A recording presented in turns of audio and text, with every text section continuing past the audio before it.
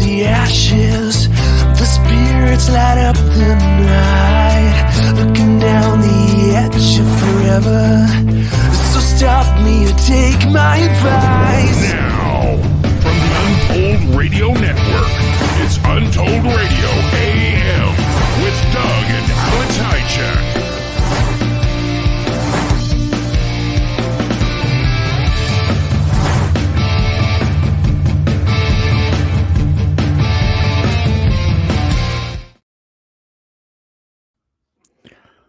After I stopped itching my nose, I can talk.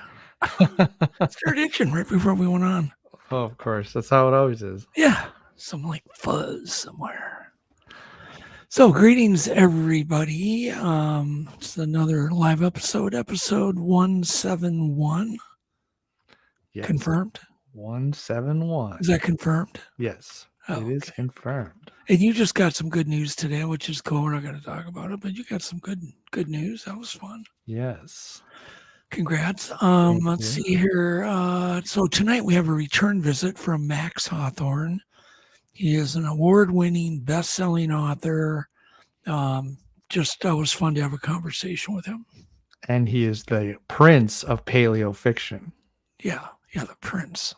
The prince. Yeah, he is. First thing I think about when I hear his name. That's where I went. To me, he's Max. Yeah. All right. But yeah, people do call him that.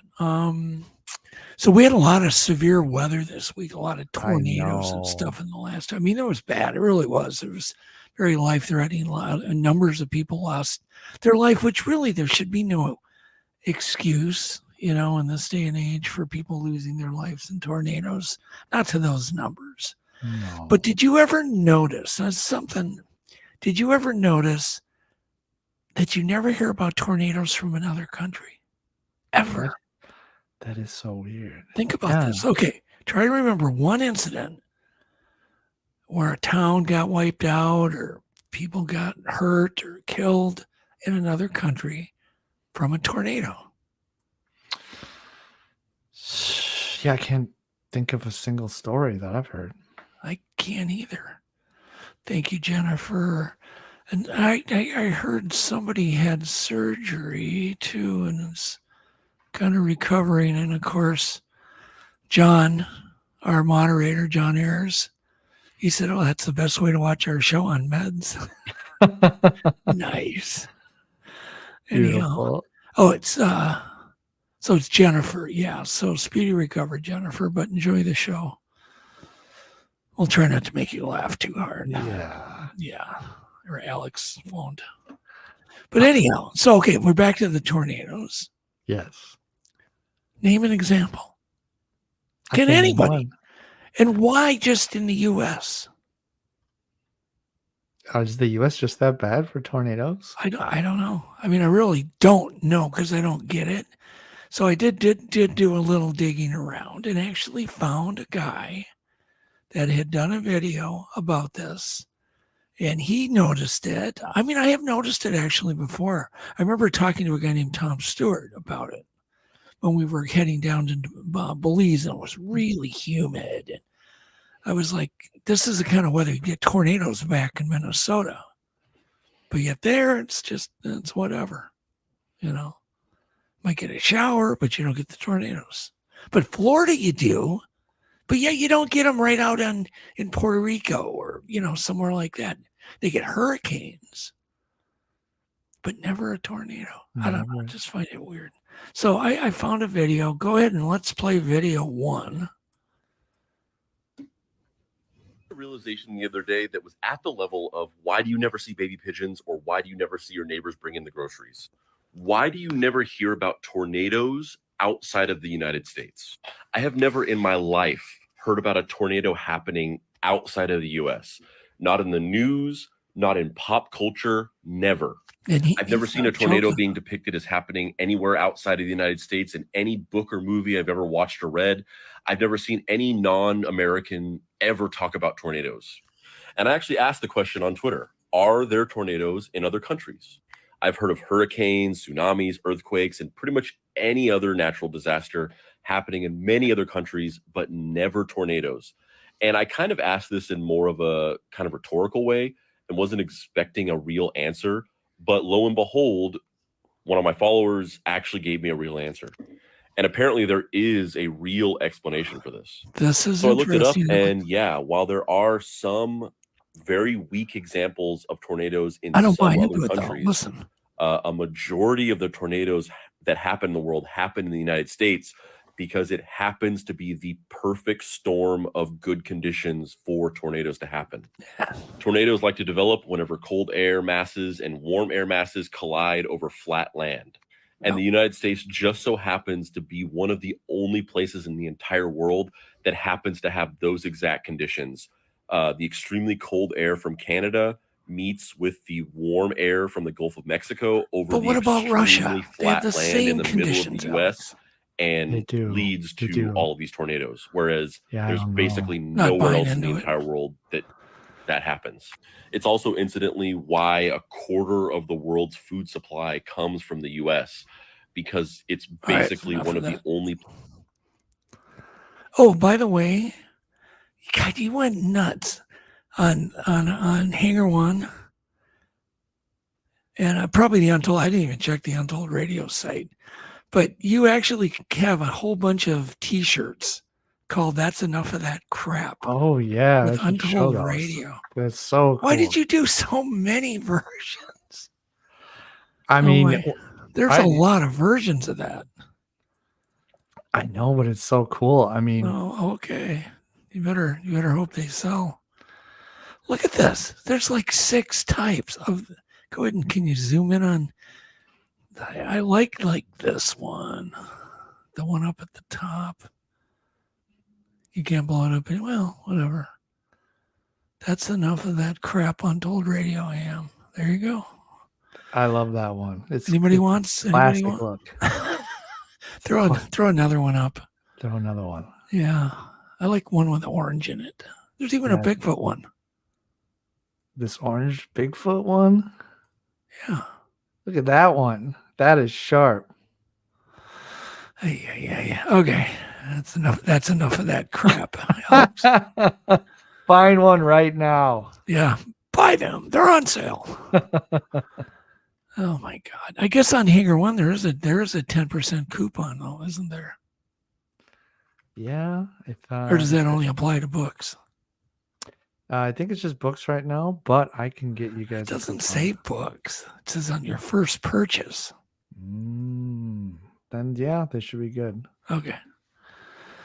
All right. The next thing, did you see this dolphin that was apparently born with thumbs? It was born with thumbs. They're evolving. That is so At least that's what the weird. headline said. It's kind of clickbait. So Go you ahead. believe it? Go ahead and throw up photo 1. Okay. Kind of clickbait, I think. I mean, yeah, it could be interpreted as that they're evolving or they're going back to human. So yeah, but yeah, a thumb is something you can move.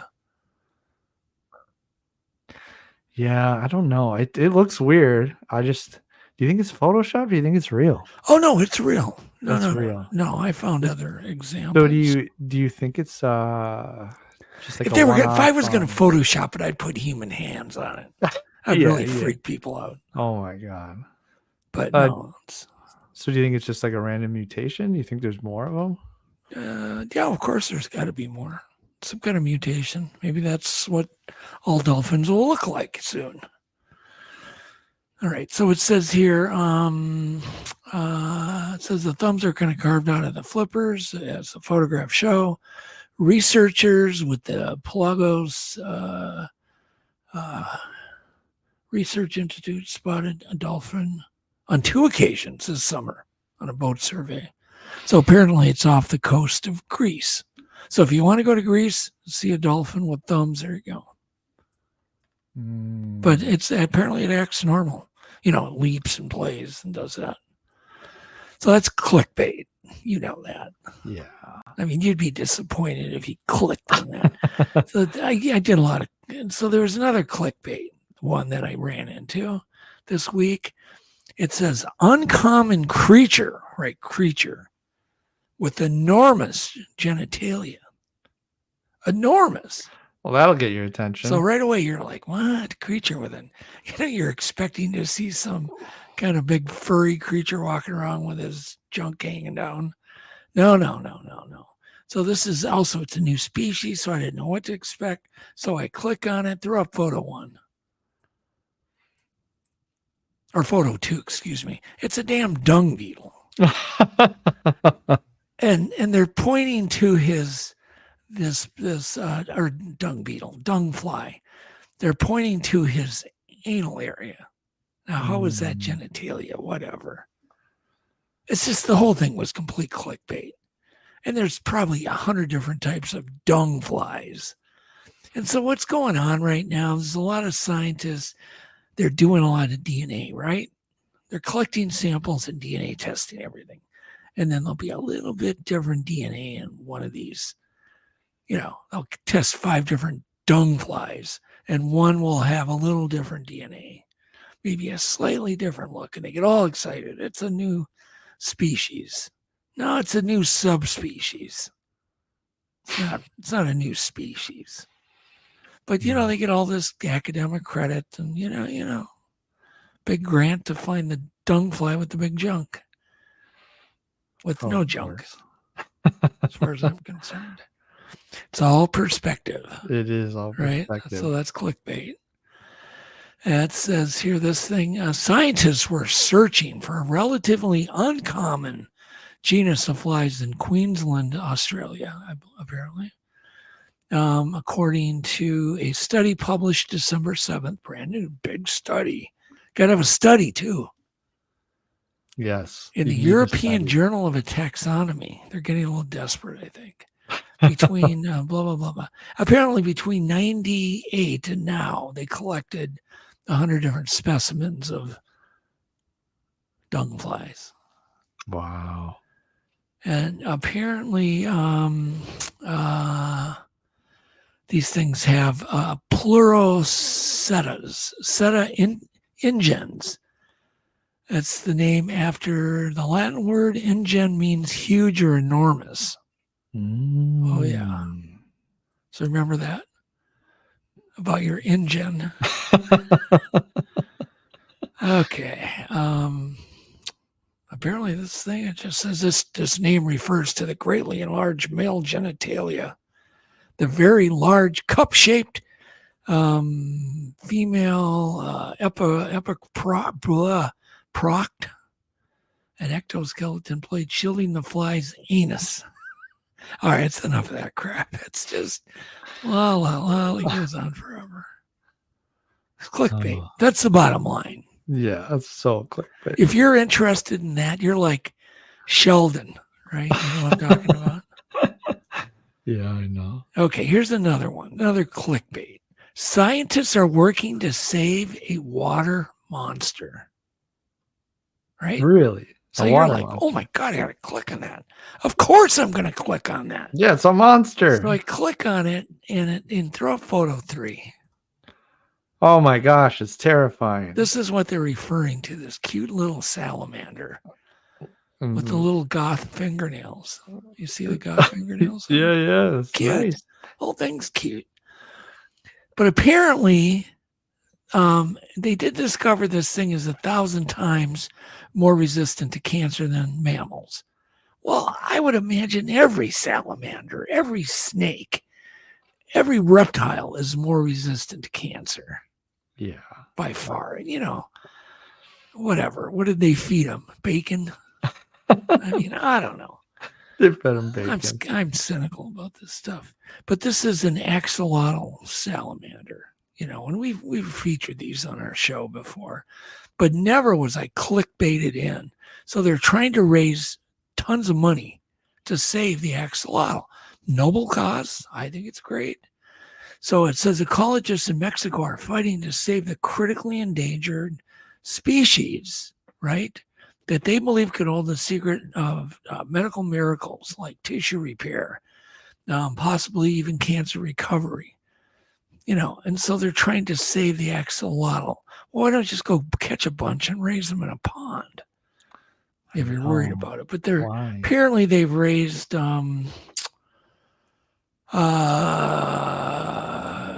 apparently 600 people have donated about $35 in pesos. $35.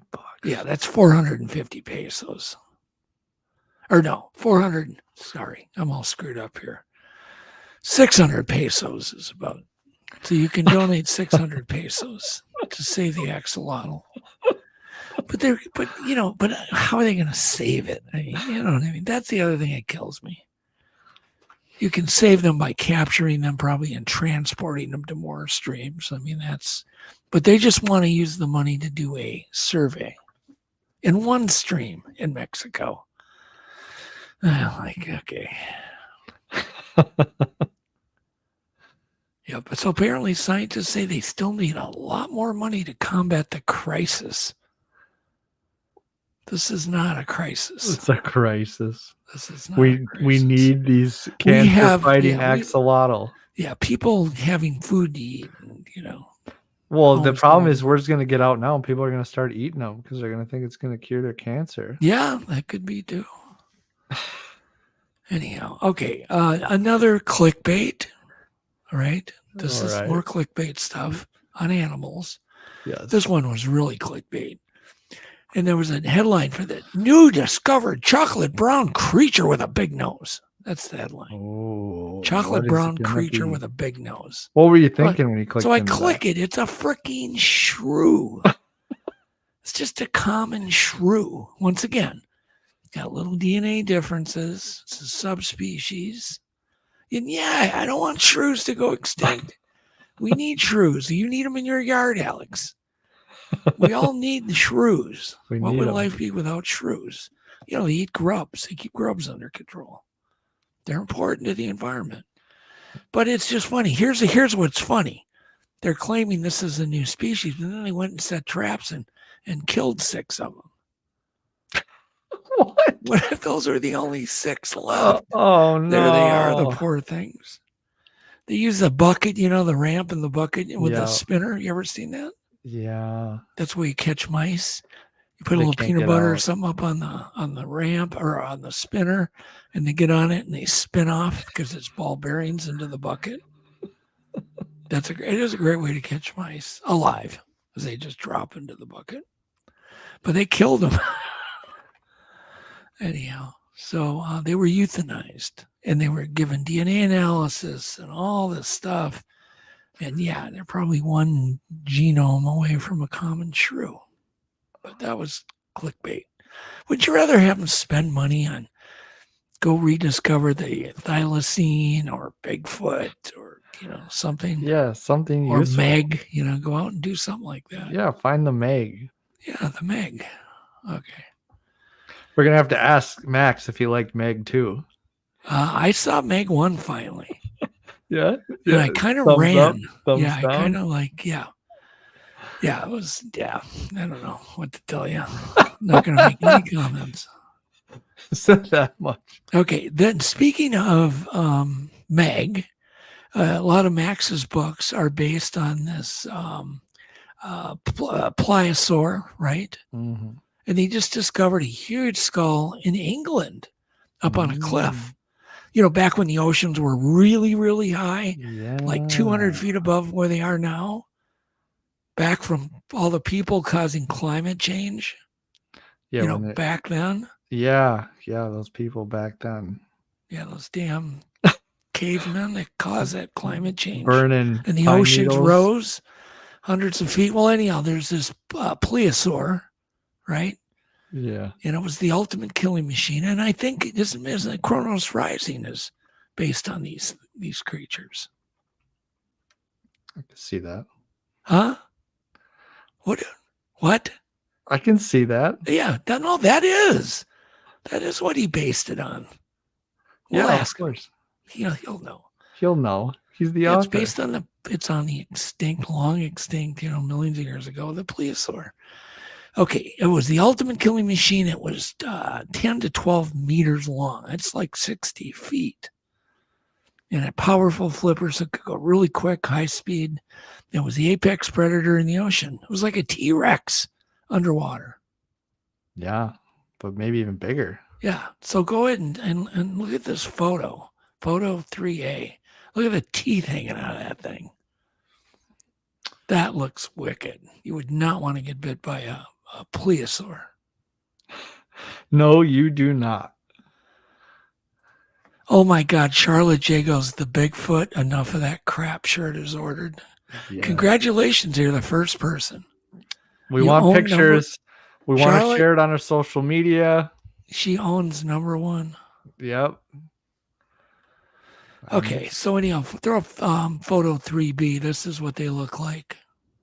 And then we got to throw up Max's cover. 3B. 3B. This is what they look like. And of course, this is what he based Kronos Rising on. Cool creature. Very cool. Lot of- Unless you're being eaten. Yeah, unless you're being eaten. God, that would not be the way to go. All right, that's enough. But Joe, throw Max's book up. Just quick. We'll obviously throw it up. I'll throw up one of them. There's so many. This guy Well, is Kronos prolific. Rising, the one I threw Well, in the. I got this one. That's not it.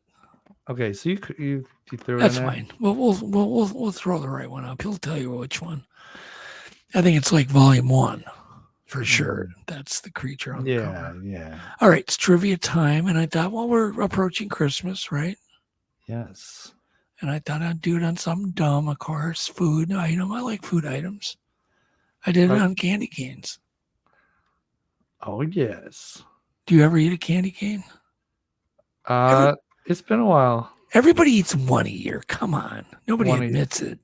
I gnawed through a Twinkie candy cane the other weekend. A Twinkie flavored candy cane. Yeah. Yeah, see, in my day, there were one flavor. Peppermint, that was it. Now you get them in grape and this and vanilla Twinkie. and strawberry. All right. I just think most people kind of love them or hate them, you know. Are you a love them or a hate them? It's like the Easter egg of Christmas, the candy cane, right?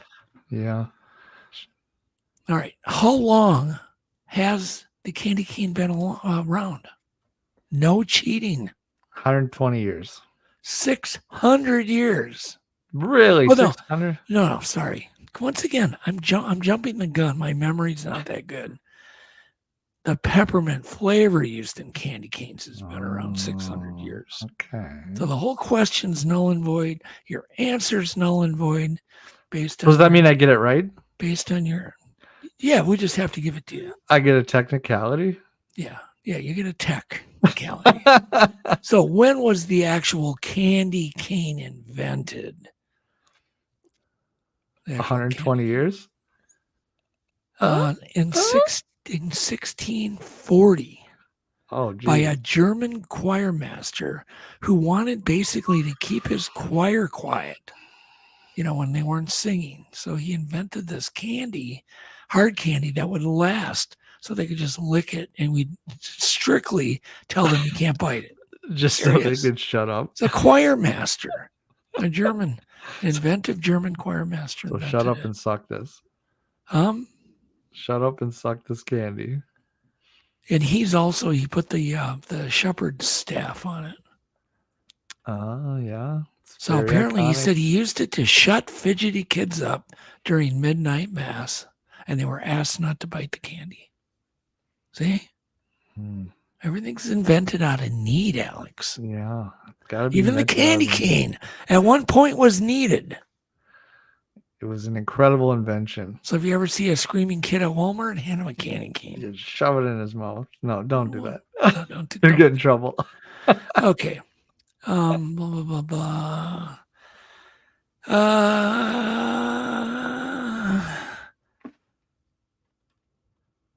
When was the machine invented to make candy canes automatically? 1926. 1950s. It was also invented by a priest named Gregory Keller. Took that Invented the long. machine that could make candy canes with the curve automatically. Mm. Because when they first made them, they were straight, like a cane, Oh, yeah. a You real get- cane. You get stabbed in the eye with it. Man, you're just going to get us banned with these Alexander comments.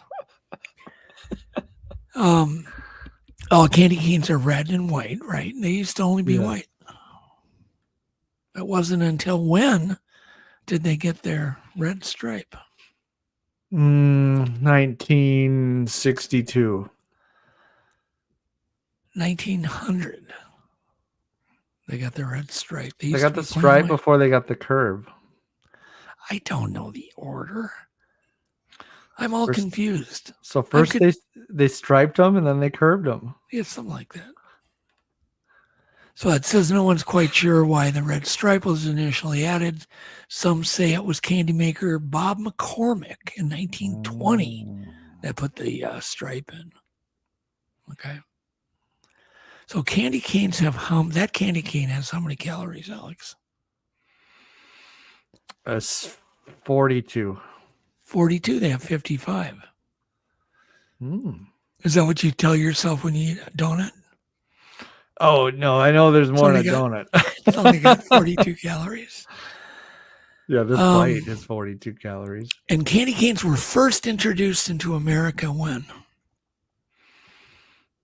Into America, 1980. 1847. Wait, why did I say? 1847. Yeah, that's what I meant, that date. That was an interesting laugh. When is National Candy Cane Day?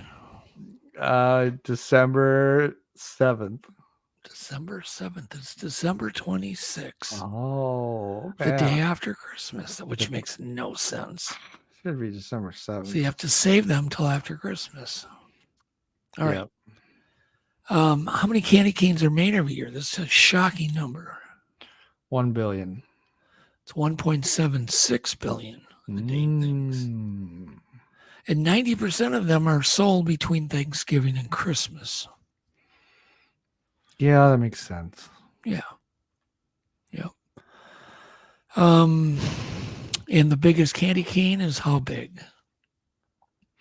How would you like to be the guy known to be? Like in the world? In the world, yeah.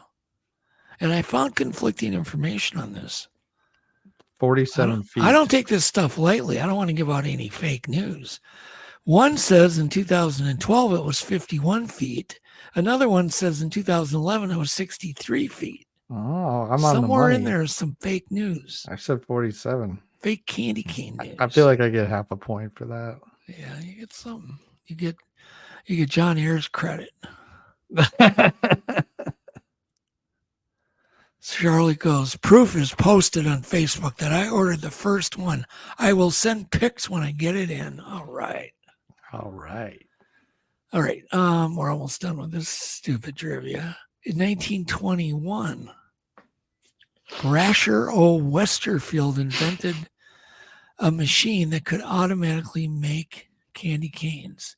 Before this, each candy cane was made by hand. Nobody cares. He made a machine to make candy canes. I don't even care about this trivia. Yeah, you do. But I had to do it. It's holiday. It's a little interesting. Right? It's a little interesting, right? I like it. All right. So, warning. Artificial, people have all these filters and all this crap on. Yeah. Oh my God, it's getting out of hand. You don't know what people now look there's like. one that it ages you. Oh, and yeah. AI chat GTP4 has got one that can do a very detailed oil painting of you old. So you know exactly what you're going to look like.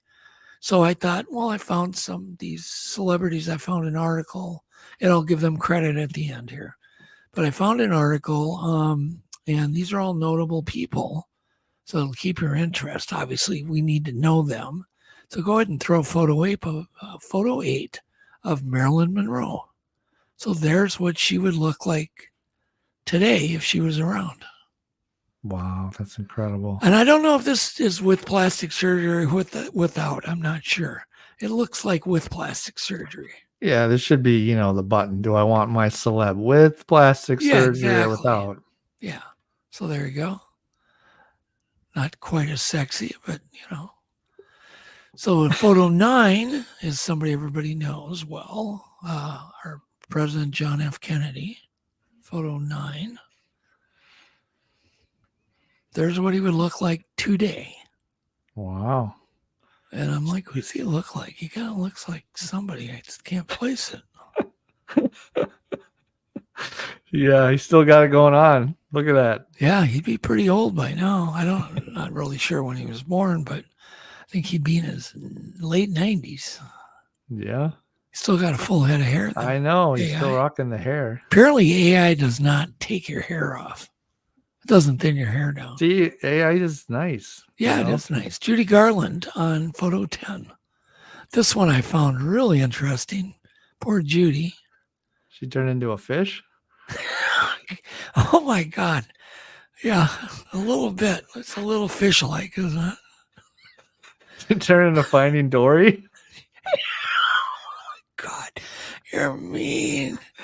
You're so mean. And she was from Minnesota. She was born by where my mother was born. Hey, that's AI. I think she would have looked better than this. They were not kind to her. No, they were not. I like how they added the little hat too. They gave her a hat. I don't know why. Okay, Keith Ledger, photo 11. Oh, cool. Keith was alive, and this is. I think they advanced him into like 2030. Yeah, I'm not sure he'd be that weathered. Do you think he would be today? Well, after doing that Joker role, he'd probably look like that right after it. Oh, okay. Whatever.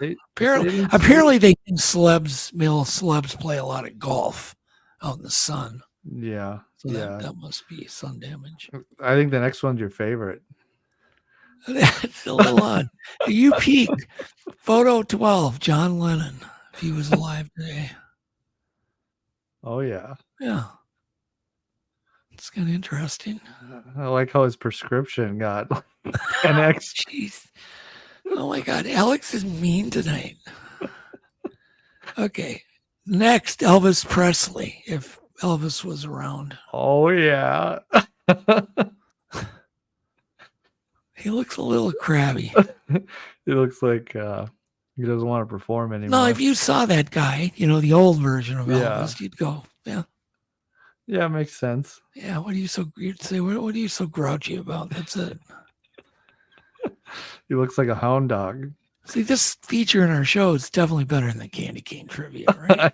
I like that was the worst cane trivia I've ever done. Just so everybody You're gonna have knows. to ask Max some. You don't have to trivia. tell me in the comments that was the worst trivia. I already know that. No. All right, photo 14, Bob 14. Marley. He still looks happy. Yeah. He doesn't look like Elvis. They didn't take that away from him. No, he's still happy. So Elvis would have been miserable, and Bob Marley would have been happy. Yeah, apparently. Yeah. Checks out. All right, next one, Janis Joplin. We're almost done. 2 more. This is one of 2. Janis Joplin, photo 15. I'm like, yeah, I guess I could see that. That one might be the most accurate. What did she turn into, Elton John? Nice. You're nice. Next one, Jimi Hendrix, the amazing guitarist. Photo 16. He's like Morgan Freeman. I had to say it. I saw it too. Like they just morphed his face into Morgan, because AI gathers all this stuff, and there's going to be a billion pictures of Morgan Freeman. Oh yeah, I think it morphed him into Morgan Freeman. Yeah. Right. Grew his hair out. Yeah. He's got the outfit though. Look at that rocking outfit. Yeah, amazing. Really kept with the theme. I like beads. That. You never know, but I do think they kind of Morgan Freemanized him. Yeah, Is that a word? Freemanized? They Freemanized him. All right. Clip 1. Let's get into some right, clips. I'll try not to let people down on the clips. All right, let's play the bumper.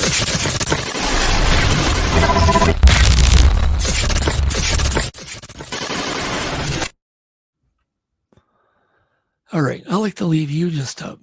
So you're just up with the clips. No. Yeah. See? You hate that. Clip 1. Okay. So, the sound is good, right? And sinkholes are happening all over the Midwest. They're happening in Minnesota.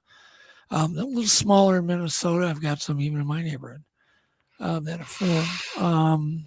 But it's from, when limestone gets eaten away by like acid rain or pollution or whatever, and it erodes, running water in the aqueduct. And all of a sudden, bloodoosh. If anybody has not researched sinkholes, go to YouTube and just type in sinkholes. Sometimes you will be entertained. But this is one of the first ones where a guy's flown a drone into one. So go ahead and play it. Okay, guys, so this sinkhole opened up above my house, just like above on the top of the hill. And the news camera guys and everywhere out there, but they couldn't get close enough. So I was like, hey, I got a cool drone.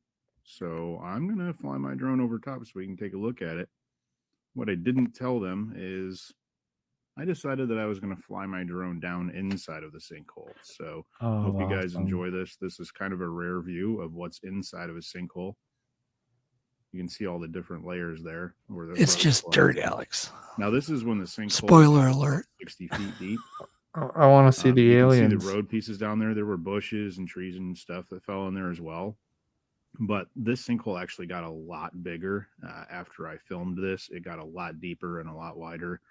So the governor came in and decided to try to fill it in, and they dumped truckload after truckload after truckload of concrete and stone and filler and everything. And it just kept eating it up and eating it up and eating it up. And they filled this thing for probably over a week. It took them to fill this thing with nonstop truckloads. But you can see on the right there, there's some of the rock and stuff, but I get a really good view of how big this thing is. That's enough of that crap. We're going to match the candy cane trivia if we keep it going. Clip 2. This is interesting. Do you know what a beta particle is? No, I don't. Okay, that's what's given off in nuclear fusion. And so the sound is good. And what you're going to see is actually a nuclear reaction starting up. And you're going to see these beta waves coming off, and they're blue because I don't know why they're blue. They're just blue, but they're faster than the speed of light. Underwater, that is. Go ahead and play it. Glow that a nuclear reactor makes when it powers on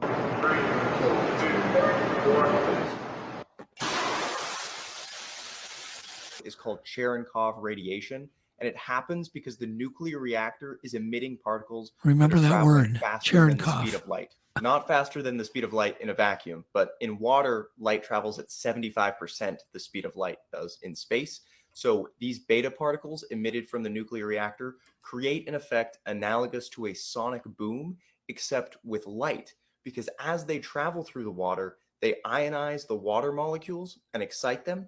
And then upon returning to their ground state, those water molecules emit light. The light can't travel as fast as that beta particle is traveling through the water. And so you get this conical front of light that emerges behind it, similar to a sonic boom traveling behind a jet. The light is blue because the particles emitted from the reactor are very high energy and thus excite the water molecules to a very high energy state. And then they give off blue photons because blue is a greater energy wavelength than any other. All right, that's enough. Did you like that? Did you learn? He was saying a lot of really intelligent stuff. Yeah, he was, wasn't he?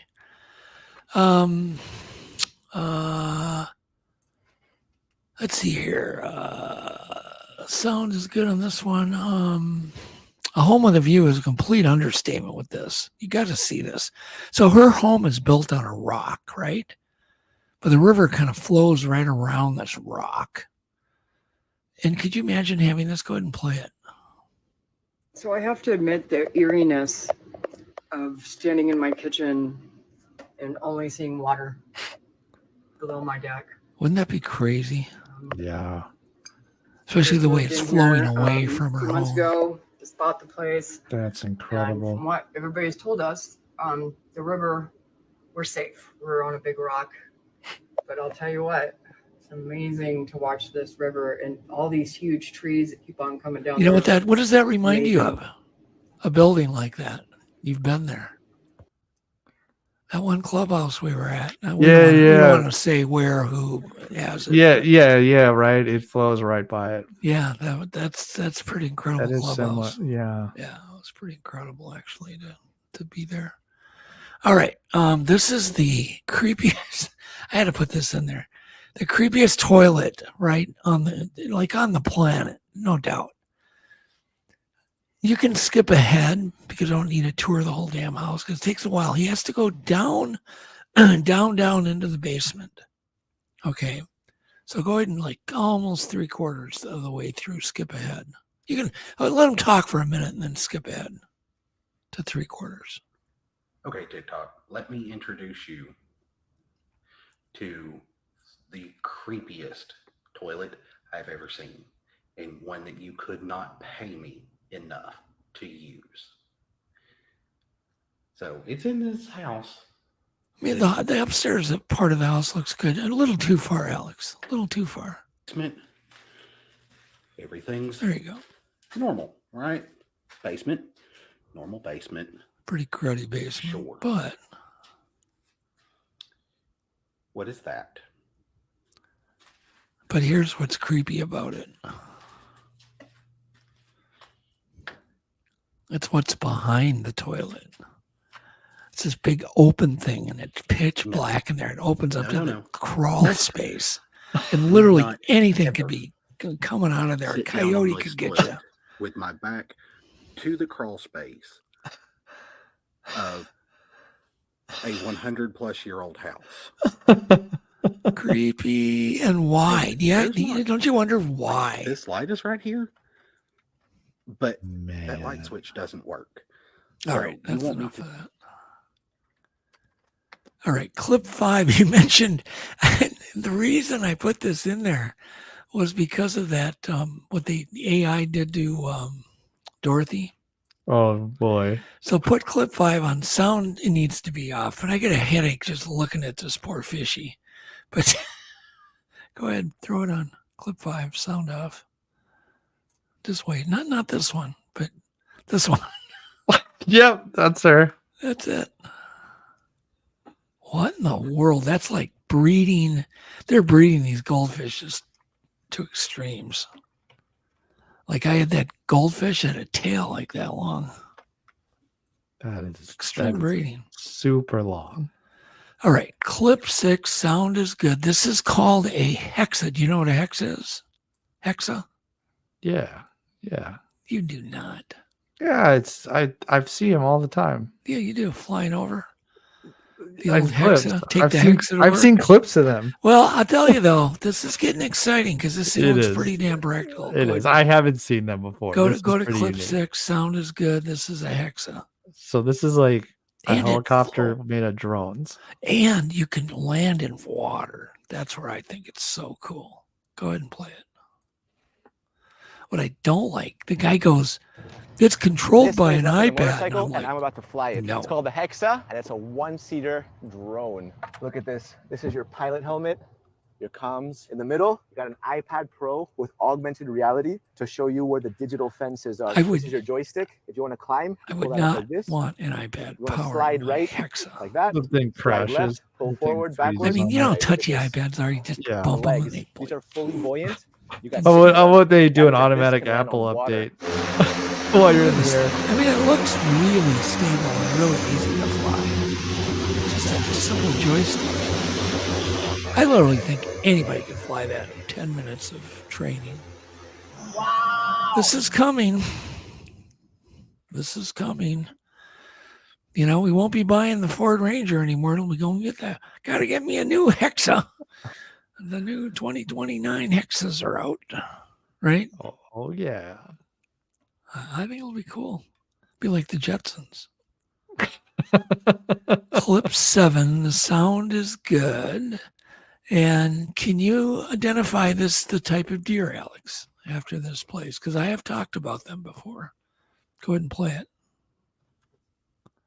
She spots a new type of deer. All right, wildlife TikTok. I just pulled over on the side of the road, dead stop, when I saw the most gorgeous animal, I'm pretty sure is a deer, that is somehow genetically abnormal. And I need somebody to tag all of wildlife TikTok and tell me what the heck is going on. Did she really need to dye her hair red?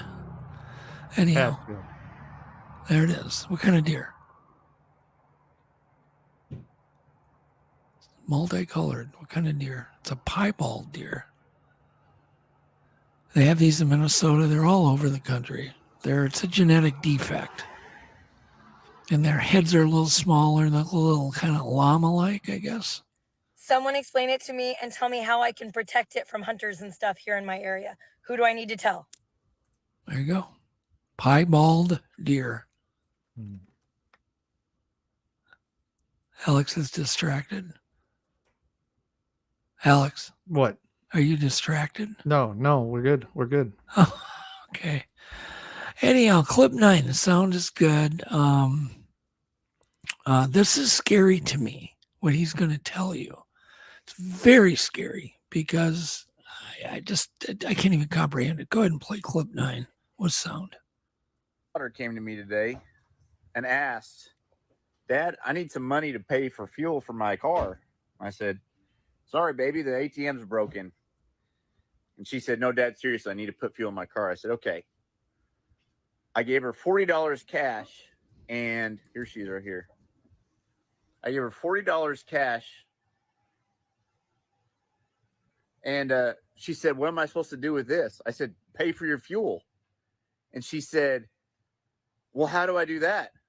With cash. Does the pump have a cash, like you insert the cash in the pump? I said, don't ask me that question. Go get yourself some fuel. Figure it out. Unbelievable. Kids nowadays. This girl has 5 full ride scholarship offers, and she's trying to figure out how to pay for fuel with cash. What is this? That's scary to me. Yeah. Think about that. It's like the most basic thing. And if we don't use our cash, they're going to take it away. Trust me. Use cash, people. Okay, clip 10, last clip. Sound is good. Talk about a leap of faith. This is the exact example what a leap of faith is. You're going to see this.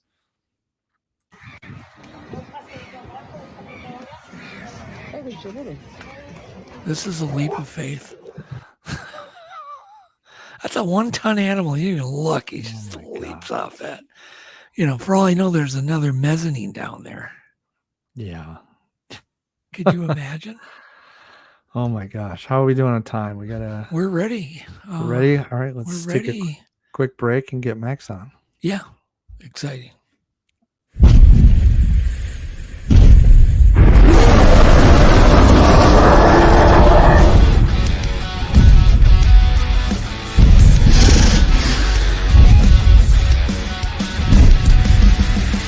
Hello once again and happy holidays to everybody out there in Untold Radio Land. This is Brendan Brown, host of the fastest 30 minutes in the cryptid world, This Week in Bigfoot. Here's what we got coming up for you on this Sunday show. This week we look into a Bigfoot sighting in upstate New York and share the details of that recent eyewitness account. Mike Lucci investigates how camouflage really works in tricking the human mind. Snowwalker Prime's headed up to hear what those Bigfoot experts in a brand new must-see 2 minutes with. And Ben Radford, the author Bigfoot Believers Can't Seem to Get Enough Of, stops by to bring us up to speed on Melba and Isidol and his upcoming article in Skeptical Inquirer. That should be fun. These stories and a whole lot more this Sunday night at 6:15 on the next This Week in Bigfoot, only on CARC Universal. You better be there.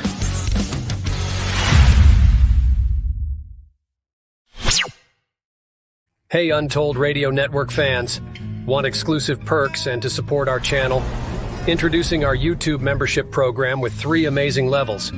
Get loyalty badges that level up to different cryptids the longer you're a supporter. How cool is that? You'll also get access to custom Bigfoot emojis and priority in chat. Upgrade to Backstage Pass for exclusive wallpapers, photos, status updates, discounted books, and merchandise. Go all in with the producer level for everything mentioned plus member shoutouts. Ready for an enhanced experience? Join now, pick your membership level, and let's make this journey even more exciting together.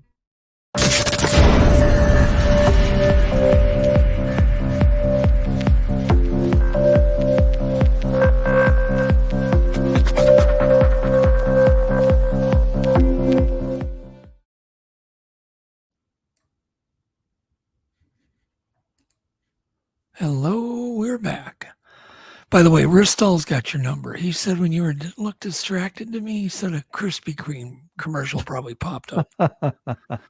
Yeah, he's got your number. Oh, he's figured it out. All right. Tonight, our guest is an award-winning author, Max Hawthorne. He's an American author and screenwriter known as the Prince of Paleo-fiction. You already said that, right? Yes.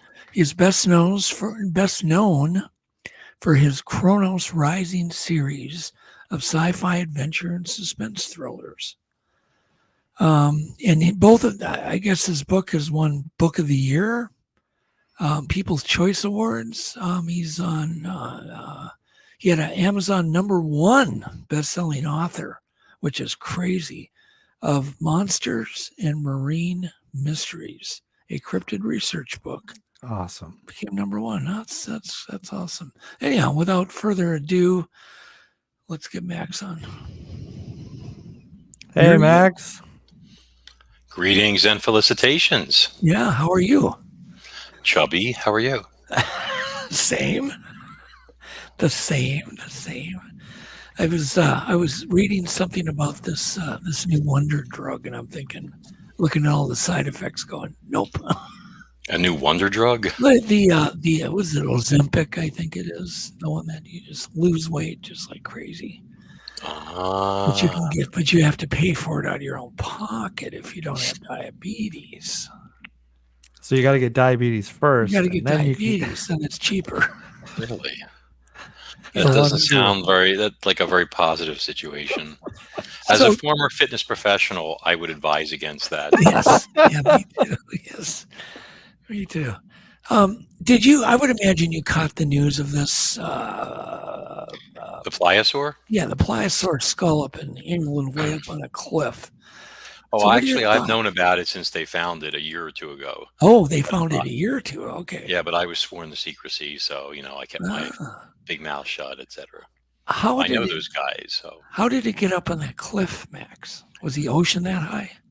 well, I mean, you have obviously the land can shift and move up and down based on continental drift and everything else that goes on there. So I don't know if, the sea levels were that much lower.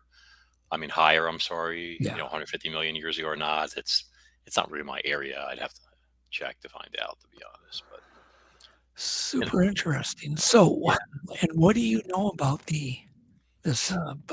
How do you pronounce it? Pliosaur. Pliosaur. Yeah. What do you know about the pliosaur? Obviously, you know a lot about it because you based a number of books on this creature, correct? Well, there's a lot of species of pliosaur that have been found so far. Unfortunately, most of them are from fragmentary remains. Some are from incredibly fragmentary remains, and a lot of them, they are only known of from the holotype, from the one specimen. And these animals were very large. They tended to be more in the deeper water. So the ones you find closer to shore would usually be smaller animals that didn't have as much territory, let's say. And I mean, look at Pliosaurus cavani, which was a big thing they put out, years back. That's known from a skull, partial skull. I don't think it's as complete as this one, to be honest. But that's all there is. One skull or partial skull from one specimen. So it's really hard to learn anything about the animals. I know this animal is pretty massively built. Its bone structure is very heavy, more like maybe Simolestes, another species of pliosaur. Huge teeth. They have carinae, cutting edges front and back, along with these striations, which I believe are used to puncture bone. They have these like little ridges that go around them and stuff like that. It was an apex predator. The current specimen, I believe the skull is 2 meters long, if memory serves.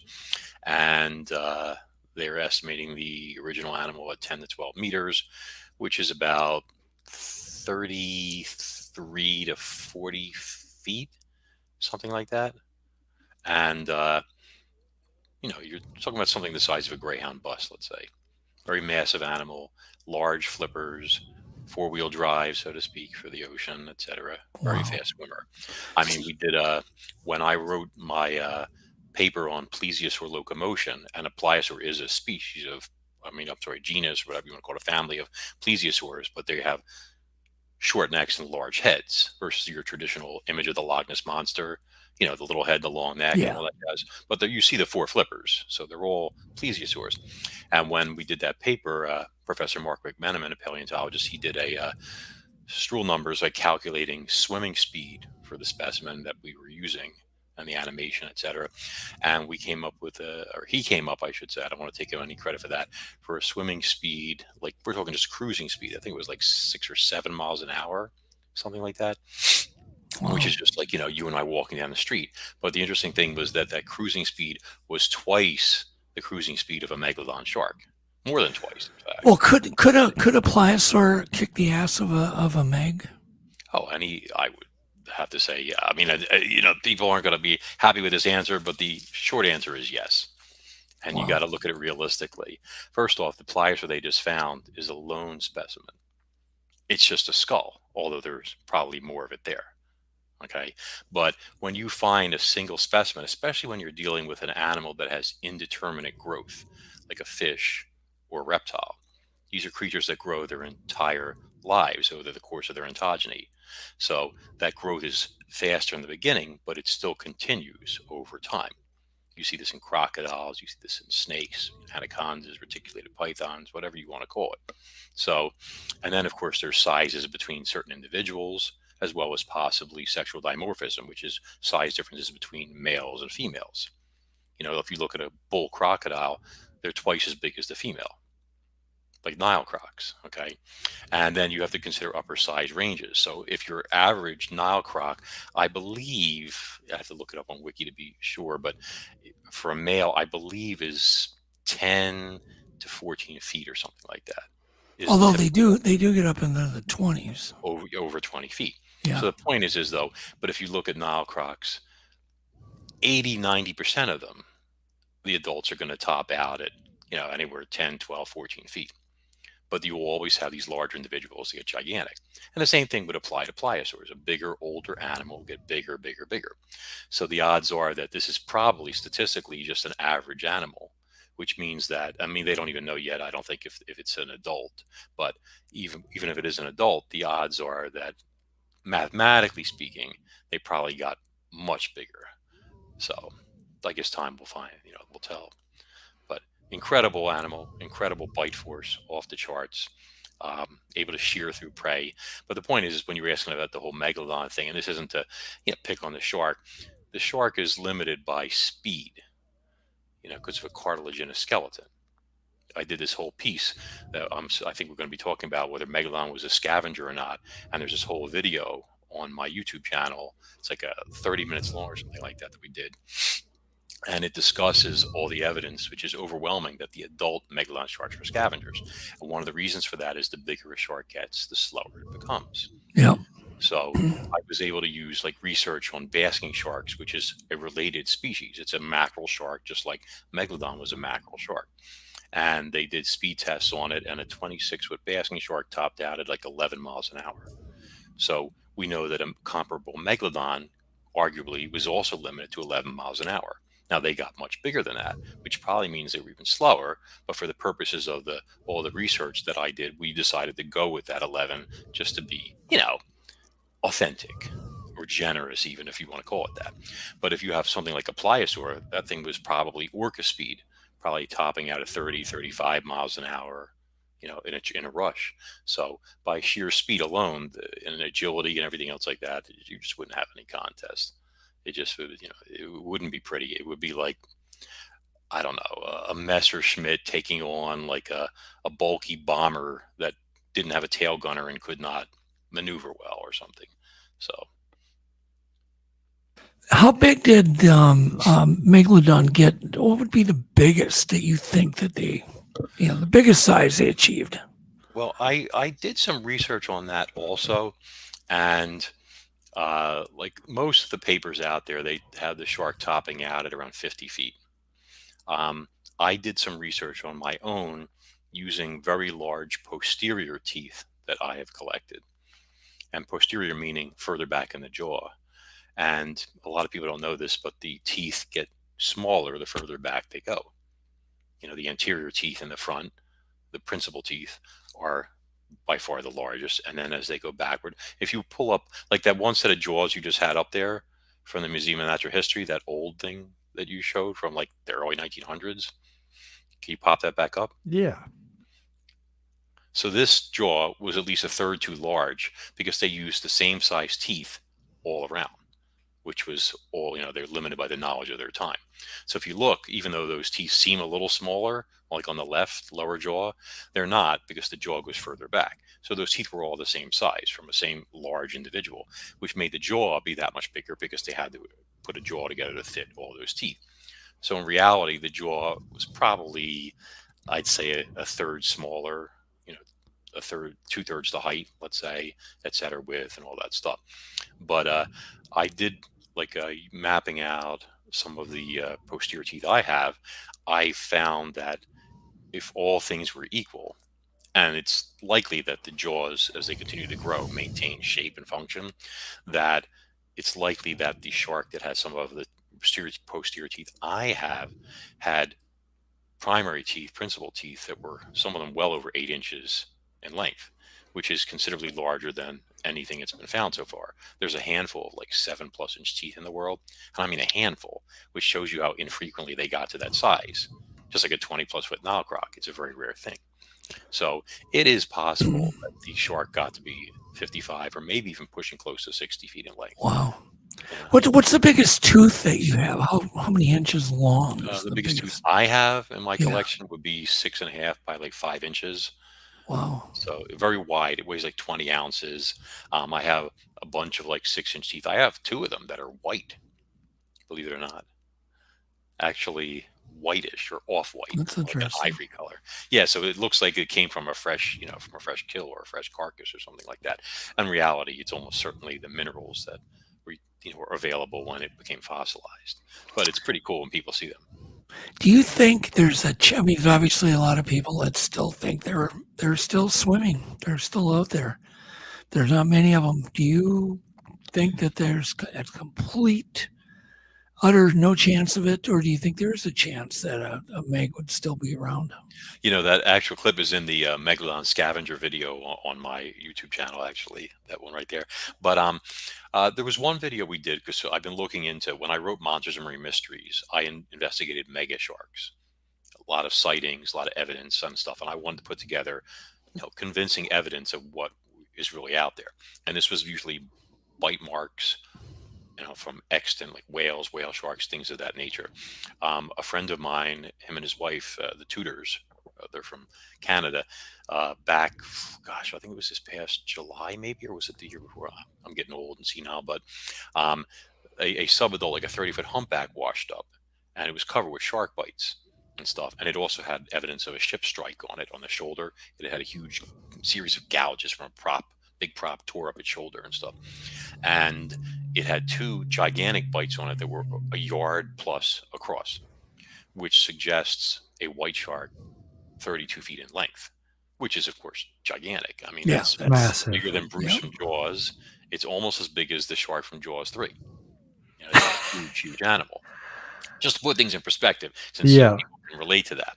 And it's likely that this mega shark, because it would not be able to swim fast at that size, was able to catch and kill the humpback because it was already mortally wounded from the prop strike, bleeding out, badly crippled. I mean, you should see the scapula is in the video on the show, and it's all chewed up and everything, but there's actual photos on the documentary of yard-wide bites with tooth marks on them. So this is basically pretty much proof that we have huge sharks out there, but they're almost certainly not megalodons, because number one, megalodon would get bigger than that, and number two, since it was almost certainly the adults were almost certainly most of the time scavengers, we would be seeing them on the surface feeding on dead whales. It'd be hard to miss a 40-50 foot shark tearing away at a whale carcass and stuff. See? Okay, well, we'll just hang on a second, man. All right, so this one had you say 3-foot bite mark? Was it yes, 3? Yes. Yeah. Okay. If people go on, I think it's my channel is at Real Max Hawthorne, or I think it's Supernatural Survivor with Max Hawthorne on YouTube. I mean, you can put the link in there if you want in the chat, but there's 2 videos, the last 2 documentaries that I produced, and one of them is called Mega Shark or Megalodon, and it has a dead whale in there with 3-foot plus bites taking it out. Wow. And if you look at Bruce from Jaws, his bite width is only, I think, 25 inches, something like that, versus 36. It's a huge difference. And how big would an average size megalodon bite be? Like it depends on the size of the fish, but I think they said they're figuring the average adult was 35 feet long. So a little bigger than what we're talking about. So maybe, I'd have to crunch numbers, and you got to keep in mind this is a different species. So a white shark formula is not going to come up the same as it would necessarily for that one. That's true. But, I would estimate something around 38, 40 inches in width. Actually, there's the most incredible one, and I think I'm not sure if it's in the Megalodon scavenger documentary on there or the other one, but Simon Pierce, the marine biologist, allowed me to use photos of this 40-foot whale shark that he took pictures of off the Galapagos in 2017, and it had a 4-foot shark bite taken out of it on its lower left flank, like at the coat. And so that suggested, if we went by the most conservative white shark, bite size to length ratio formulas, and this is from the pros, the most conservative formula available suggests a shark like 42 feet long. So now you're in the size of an adult megalodon, but it's almost certainly a gigantic great white. Yeah. And I'm not the first to say that. Marine biologists, even on Discovery, have pointed that out there. But they believe that sometimes great whites suffer from gigantism, and they just continue to grow. And they get bigger and bigger and bigger. And they're able to do this because, number one, their body style is already able to accommodate a shark that size, because we know this because of Megalodon and its relatives like Chubutensis. There was another giant shark out there that shared the seas with Megalodon and was its ancestor, we believe. This is a tooth of one, and this is a Chubutensis tooth, Ototus chubutensis. Okay, if you compare that to, let's say, this. Now, this is a cast, a replica of this Megalodon tooth. You can see the difference between the two, both in size and also shape. That's specialization, which we can discuss. But the point is that a shark 40 feet long is already anatomically possible. It's not like a human being where if we grow to 9 feet, like Robert Wadlow, where we need a cane to walk and end up being half crippled a lot of the time and suffer from things like acromegaly, etc. The shark's anatomy and being supported by the water would allow a mega shark to survive. Yeah. The only thing is that shark would have to adapt to a more of a scavenger lifestyle, because if it's only swimming at 8 or 10 miles an hour, it's going to have a very tough time catching fleet-flippered whales, dolphins. These things are fast. In a documentary, I showed a speed chart of cruising speeds and flank speeds for whale species versus Megalodon. And, there was a huge discrepancy there between all this stuff. It left the shark in a bad position where it wasn't able to catch a lot of prey. Hence, again, the more of a reason why, that shows you right there. Some of these whales and pilot whales can top at it, which would be an ideal prey size for a Megalodon, because when they were around, most of the whales were smaller, like 20, 25 feet long or so. But pilot whales swim at 47 miles an hour. Wow. 47. That's quick. Yeah. How are you going to catch that if you're topping out at 11 miles an hour? See, again, but now this would be the older, larger, more cumbersome Megalodons that would rely more on carrion. The younger, smaller ones that were 15, 20, even 25 feet would still be faster, and they'd be out there making kills, etc. It's like a conversion thing. You do what you have to do to survive. So the smaller sharks do most of the killing and scavenge when they can. The larger sharks, kill when they can, like maybe something that's hurt, like that humpback we were just talking about. But most of the time, they just come up and they steal a carcass from smaller sharks and they take what they want. Do great white sharks ever grab stuff from the shore? Like if there's a cow there, is it possible they could do that? Because I've heard stories of Greenland sharks doing that with caribou. Really? Yeah. I don't know. Numbers of witnesses that have seen caribou being grabbed by Greenland sharks. Maybe if it was like off of the edge of an ice flow or something like that.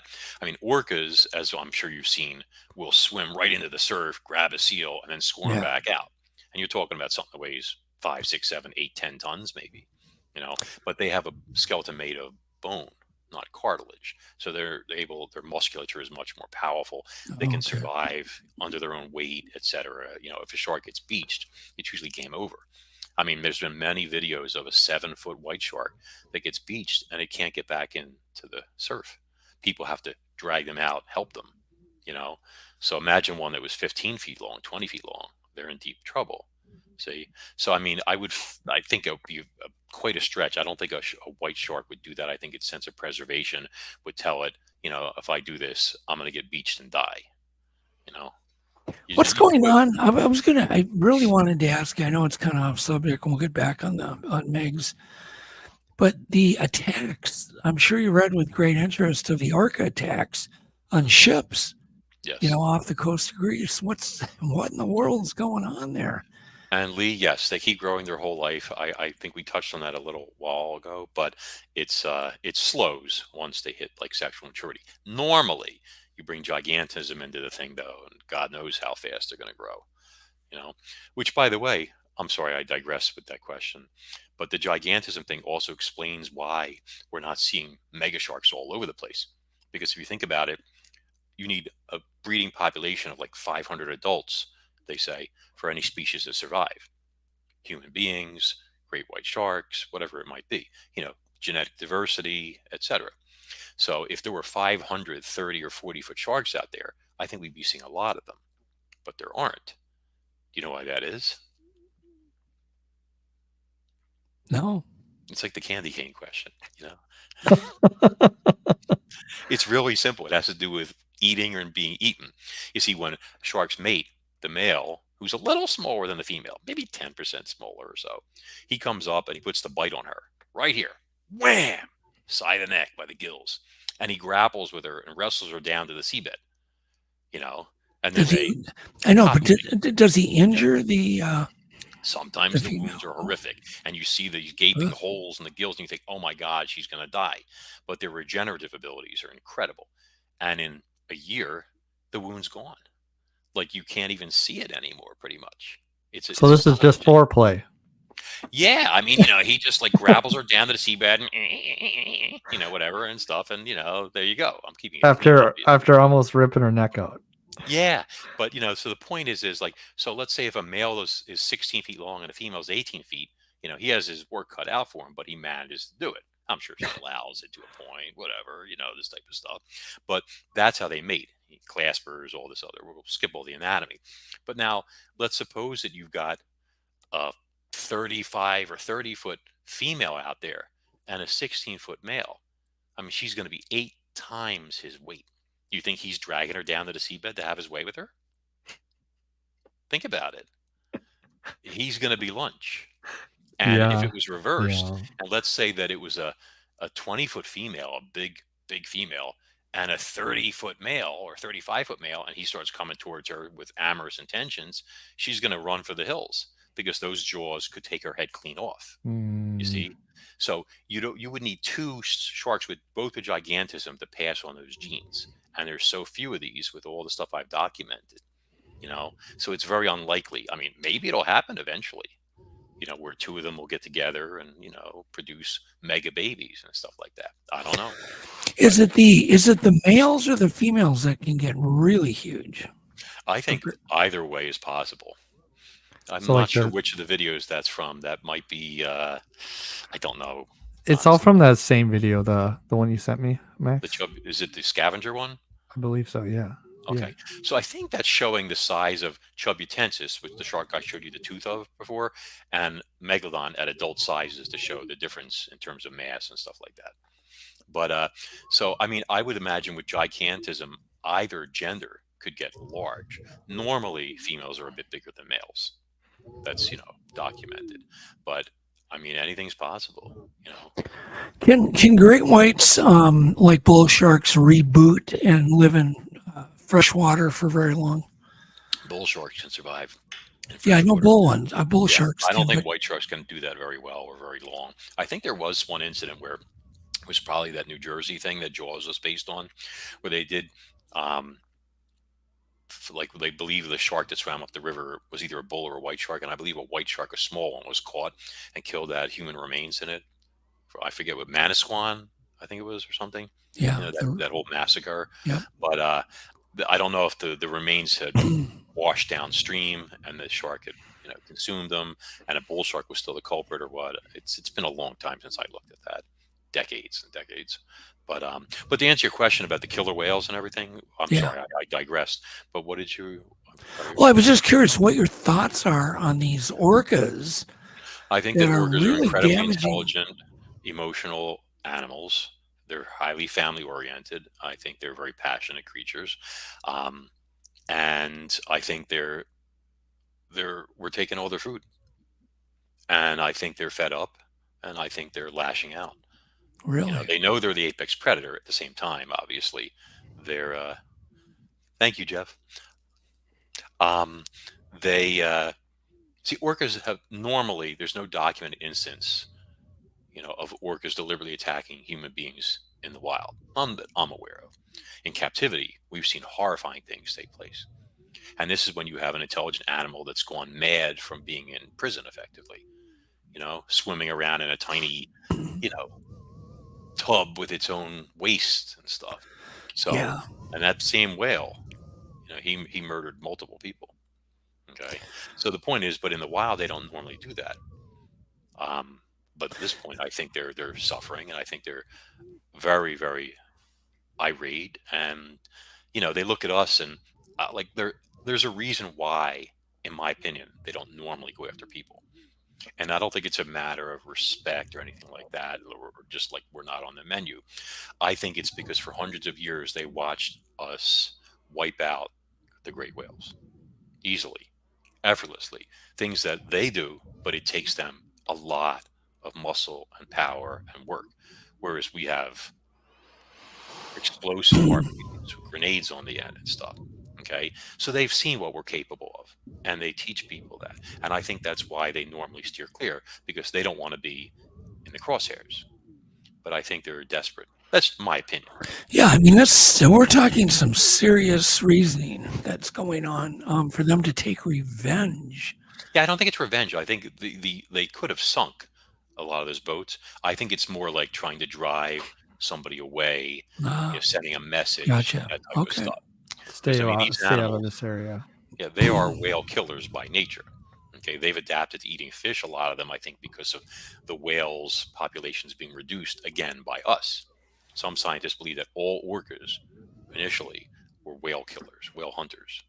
Okay, but they've changed, you know, salmon, sea lions, different things like that, because of the great whales have been reduced by 90% or more, many populations, by human beings. Okay, so you know, but anyway, so I mean, yeah, I mean, you starve somebody and they got to feed their family, you know, that's not going to go over very well. Wow. I figured I'd get a good answer out of you, and I sure did. That's crazy. Absolutely crazy. I just wonder if this is going to go on. Do you think that they'll actually try to hunt those orcas down because they're damaging so many boats, or do you think that it wouldn't be politically correct to do that? I think it would be very politically incorrect, and I think that a lot of people would be very, very angry and upset about it. At the same time, I believe I read online in the past the military has slaughtered some pods of orcas and stuff with machine gun fire from planes or helicopters, or I don't know what. It's been a while since I, you know, but I distinctly remember reading stuff about that. So people would have to Google that to make sure I'm right. But, you know, that's just messed up, because they're just trying to live, you know. Gosh. And I mean, I just saw the pods of them when I was in Alaska back in late August and September, early September, and they were magnificent. I mean, you see them out there, not in SeaWorld and stuff like that, you know, jumping through hoops for treats and stuff like that. I'm talking like, you know, pods, the wolves of the sea, 6-foot fins. I got like films of them. I got just cruising along, you know, and they were just incredible to see. Incredible.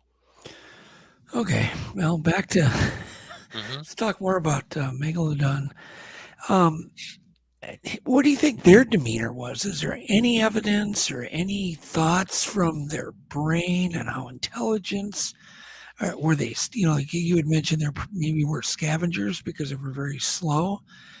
I would think scavengers wouldn't need the intelligence, because great whites seem to have more intelligence than the Well, I average think a shark. lot of animals, as extant animals, tend to develop more intelligence over time. For example, there was a paper done about the megalodon's body temperature being higher, than expected, the surrounding water and all this stuff. But the white shark's body temperature is significantly higher than that.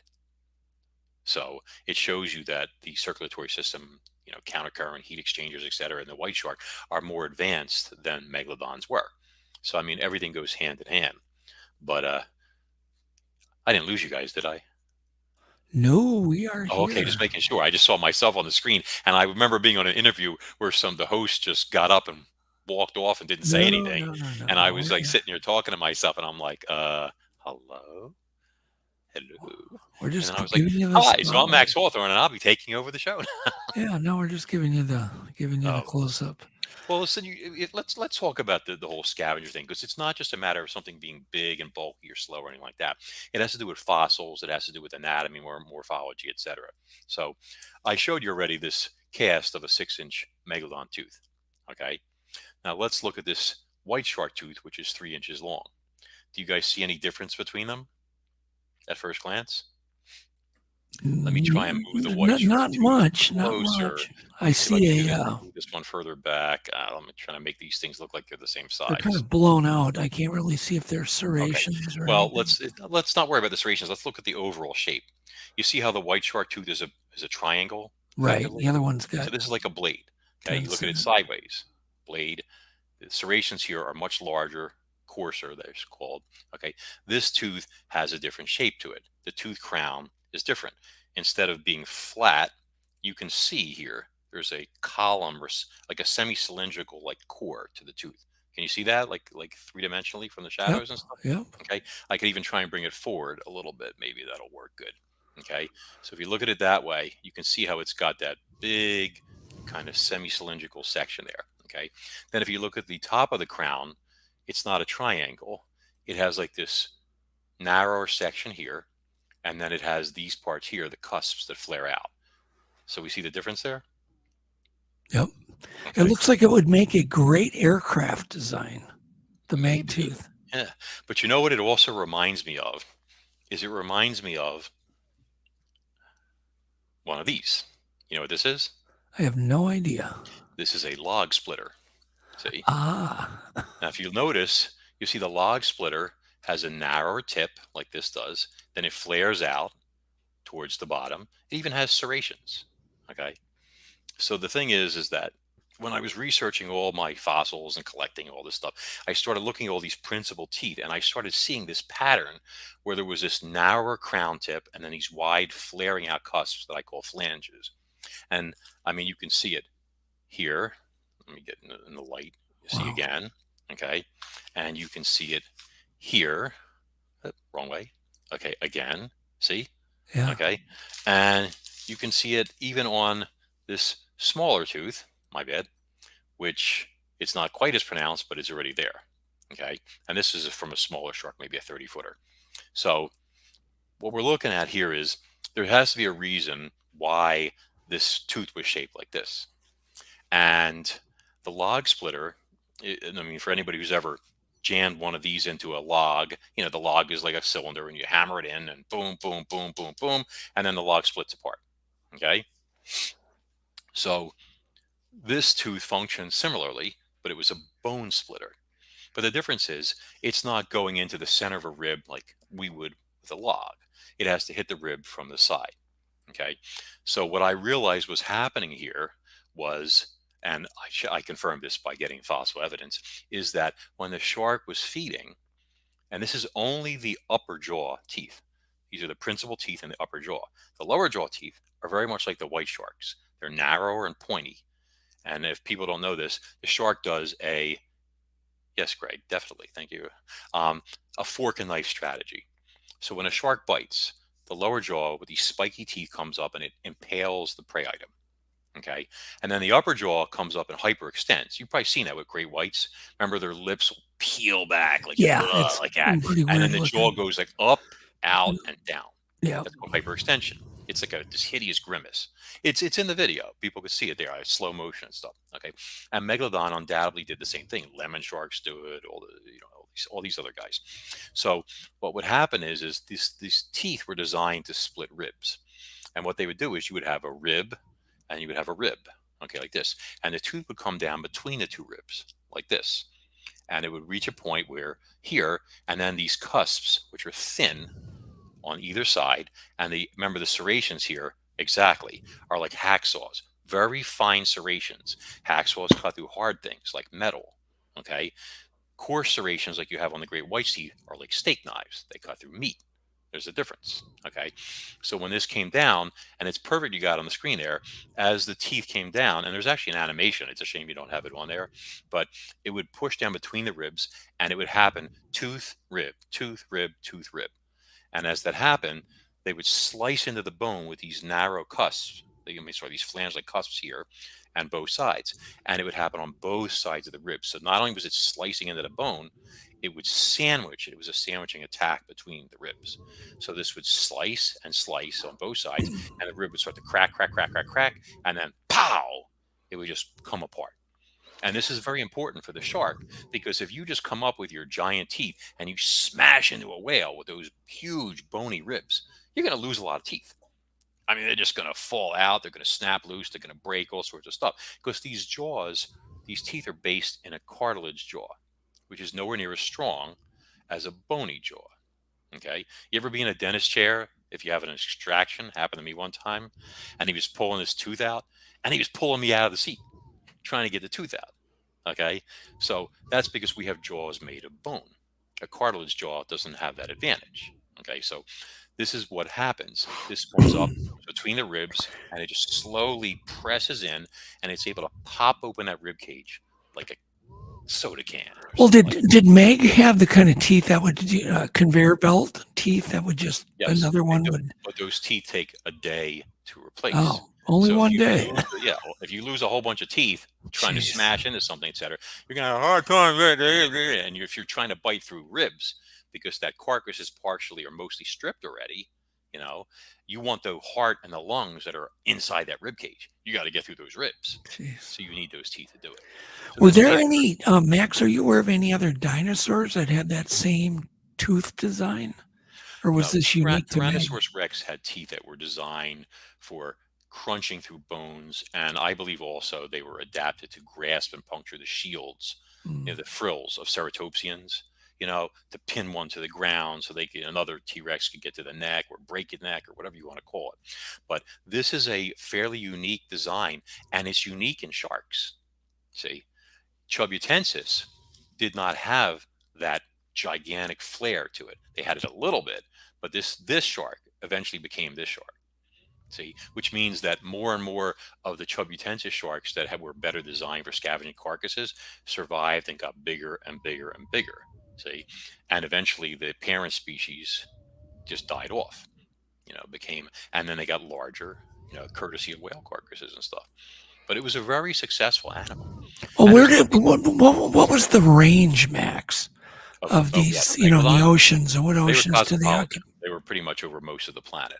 Oh. So, yeah, there's a whole map in the documentary that I put on there. There that we gives you go. an idea. So, I mean, so you're looking at, you got to figure these oceans were a very dangerous place.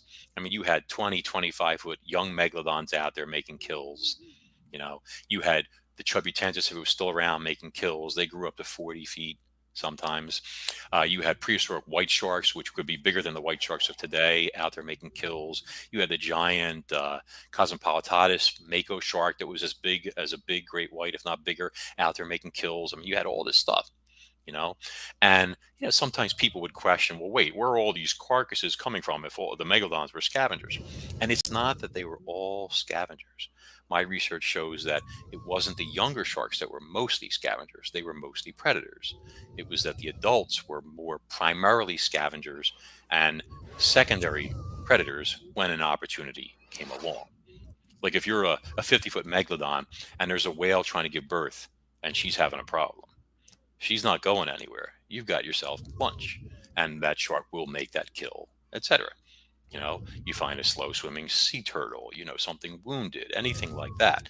You know, so it's not like they wouldn't make kills. It's just that, like when you watch Deep Blue swimming along towards a whale carcass, and dolphins are coming up and blowing bubbles in her face and hitting her in the face with their tails and stuff like that. And you're like, well, it's right there in front of you, this juicy, fresh meat.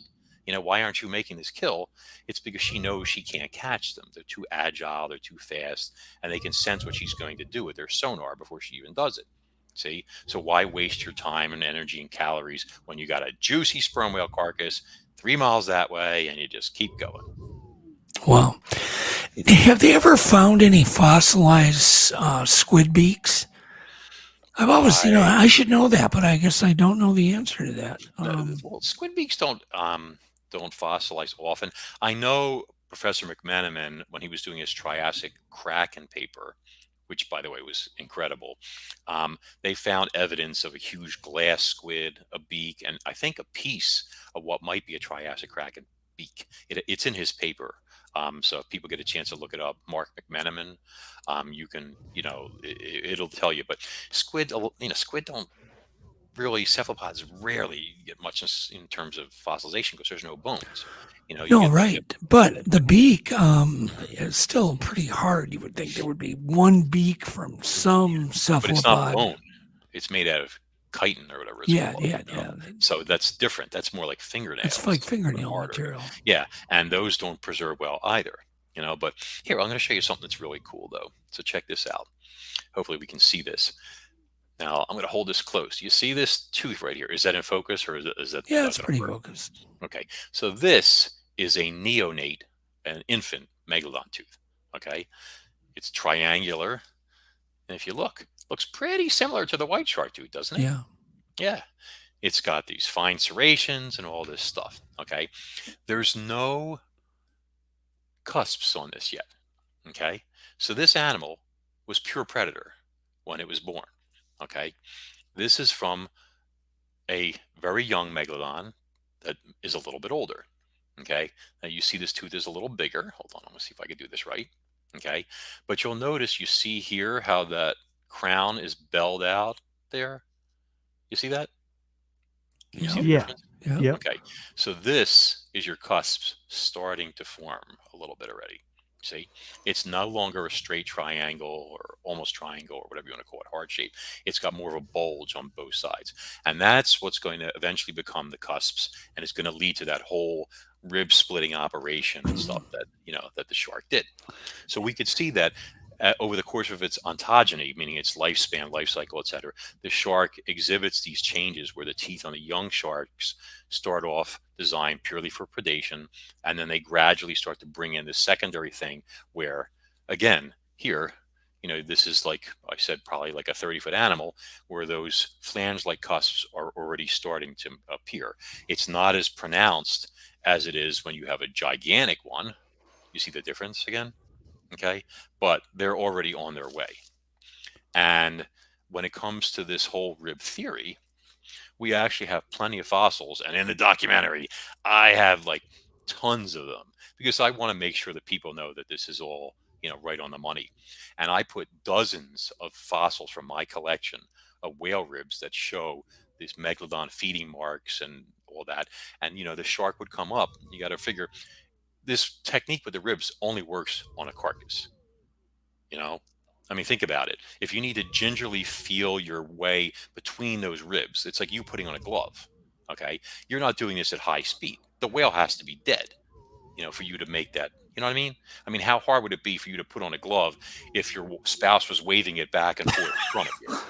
Oh, hey, oh, whoa. All right, that's not working there. Okay, so that's what the shark would do. It would come up, it would like pegs in a hole, feel around, get those teeth in the spot, and that would allow it to excavate a huge mouthful of flesh, and bone, and all this other stuff without losing those very important teeth.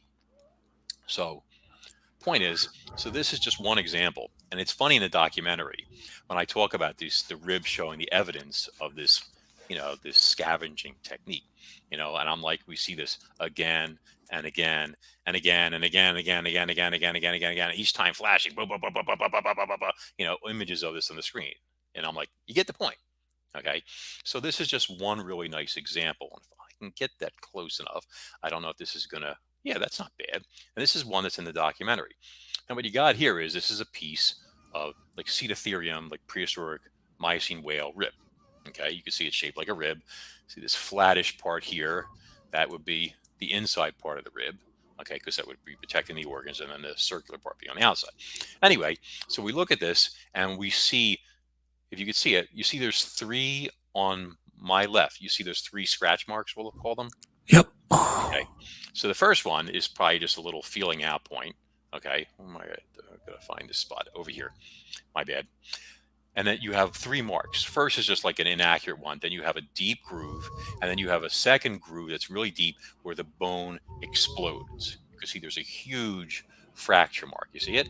It's the higher of those 2 deep gouges. Okay. That's where the rib split under load from those teeth being sandwiched on both sides. And if I take this tooth and I press this in there,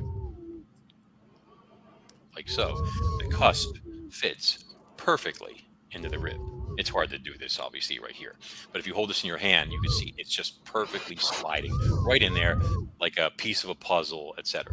So this was a whale that was eaten by a megalodon, and it was scavenged, and it was able to crunch through those rib cages, and the fragments broke off, obviously, and stuff.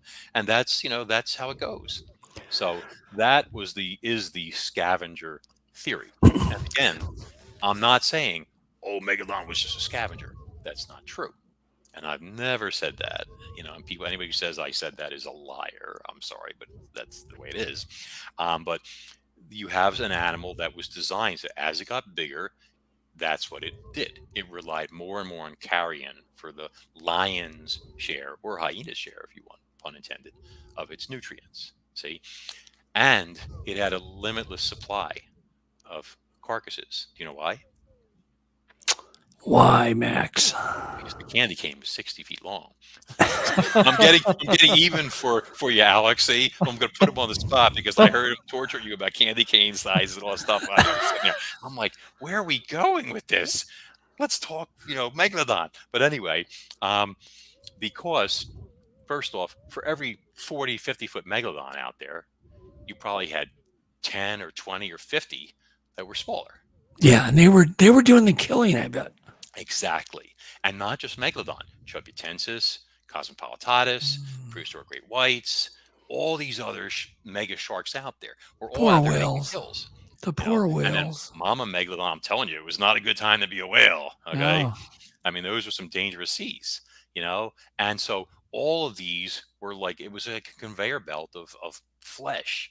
And you had all these huge sharks getting bigger and bigger and bigger because they had this unlimited buffet out there, and their teeth kept adapting to it while the Chubutensis died off. Well, when a whale dies, does it sink or does it float? Not initially. Whale fall usually happens, God, it could be weeks or even months after it initially dies, because it bloats, it fills with gases and all this other stuff. It's very nasty. It can take a month.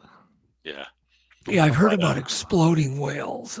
Yeah, the one on the shore that time, the sperm whale, is not a pretty picture. But you know, but that's what happens. But you see, in order for the shark to find that whale, it has to be rotting already. You know, that smell that travels out there. And before that happens, whatever killed that whale already had some of it, you know, and its friends and its brothers and its relatives and every mega shark in the area is going to come running. You know, and it's not like today where you have a 50-foot humpback and you've got, 10, 12-foot tiger sharks and 15, 18-foot white sharks scavenging the carcass. It's an unlimited buffet.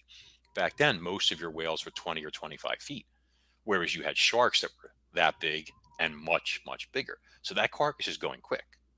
I mean, think about that. Interesting. Yeah. Is there any internal structure in a meg tooth or even a great white tooth? If you cut it in half, is it hollow? Is it just solid? I mean, I've never cut one in half. I have some broken ones, but typically the enamel tends to be solid. I'll tell you something. I mean, I don't know if anybody's ever thought about this, but I'll say this on your show. So these teeth, they have. I should bring out a fossilized tooth for this actually, so it'll show better. Can you give me 2 seconds? Sure, of course. All right, so I'm just gonna run over here to the display case. we go. Max is left. Did you read the sign? Yeah, just do a close up on that. Did you see the sign? Yeah. Oh yeah. I see that. Nice. How nice this is. I think he's got fish on the wall there. I see a fin. Yeah, of course. It's awesome.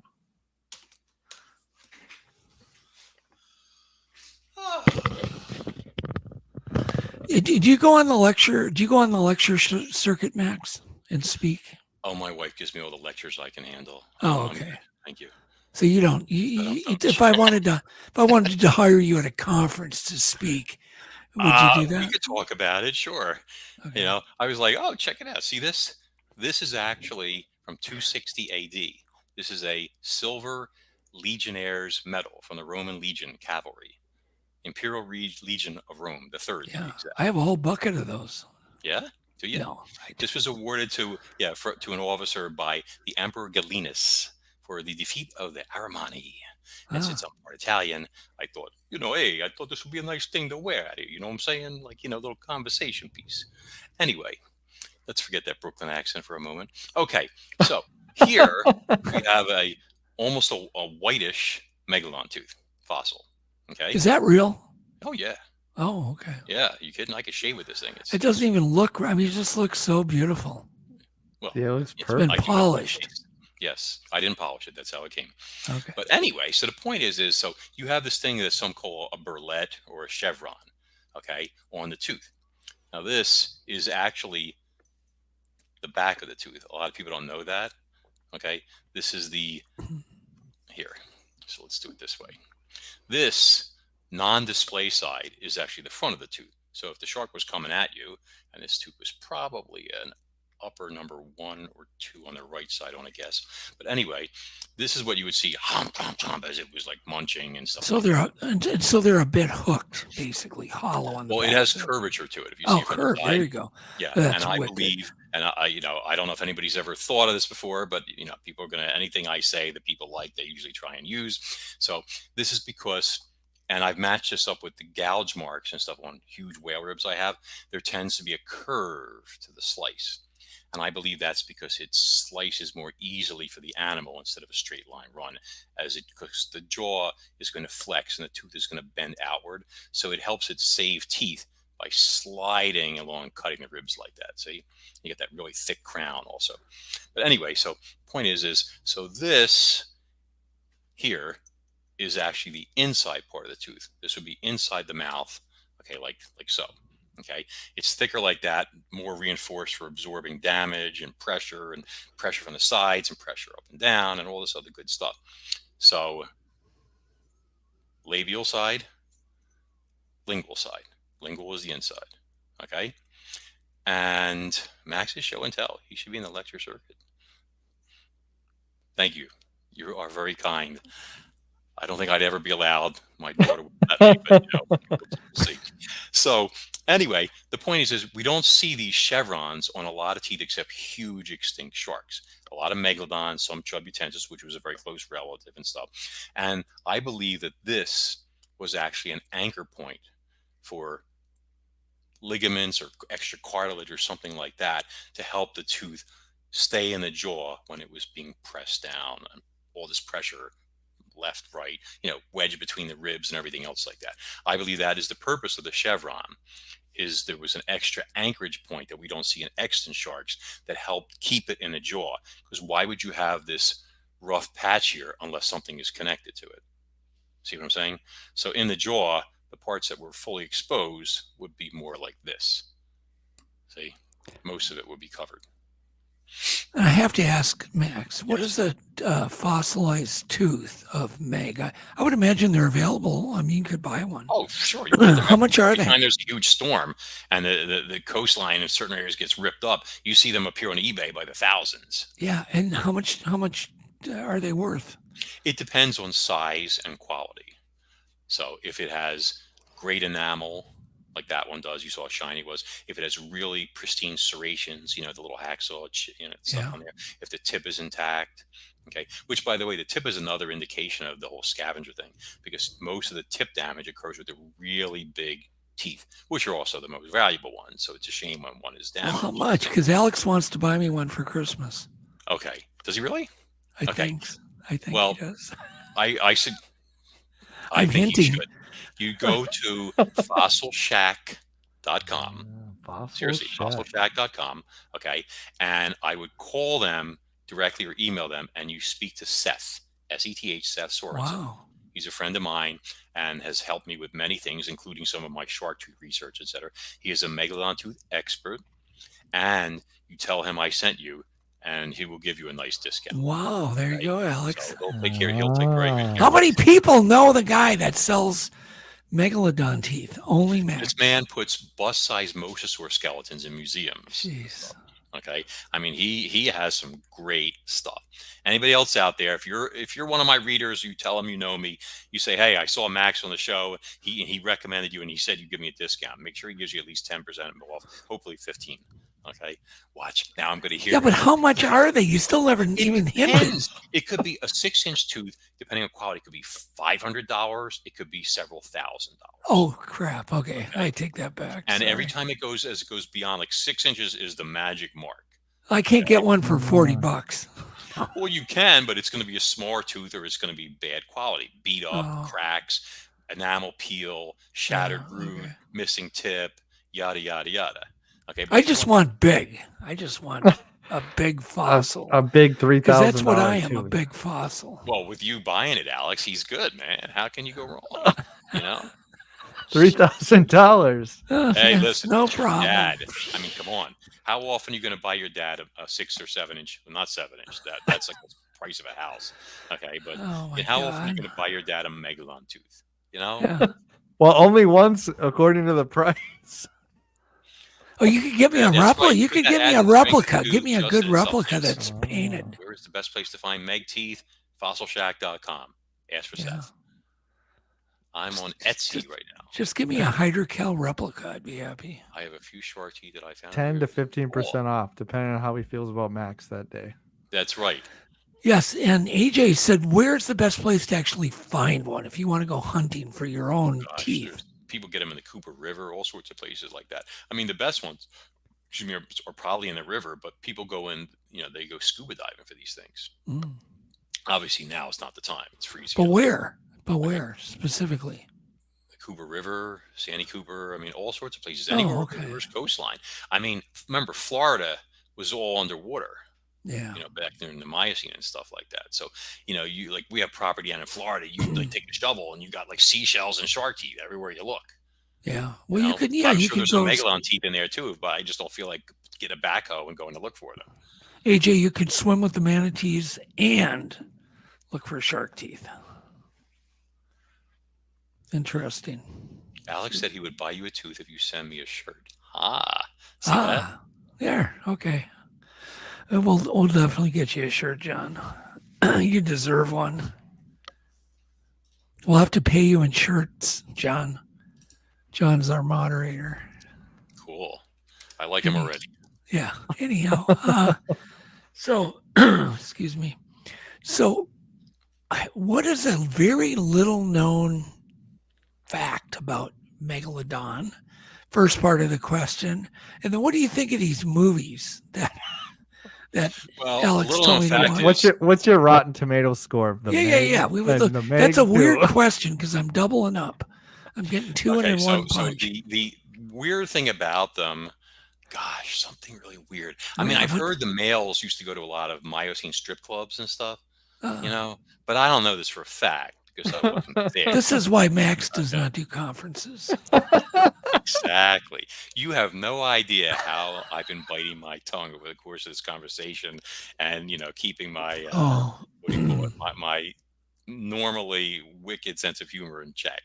All right. But, a lot of there's got to be a fact that nobody ever asked you about. I mean, I cover so much stuff in terms of swimming speed and all this other stuff like that. But, there's nothing really, anatomically out there that isn't known or discussed or anything. Do you think they tasted good?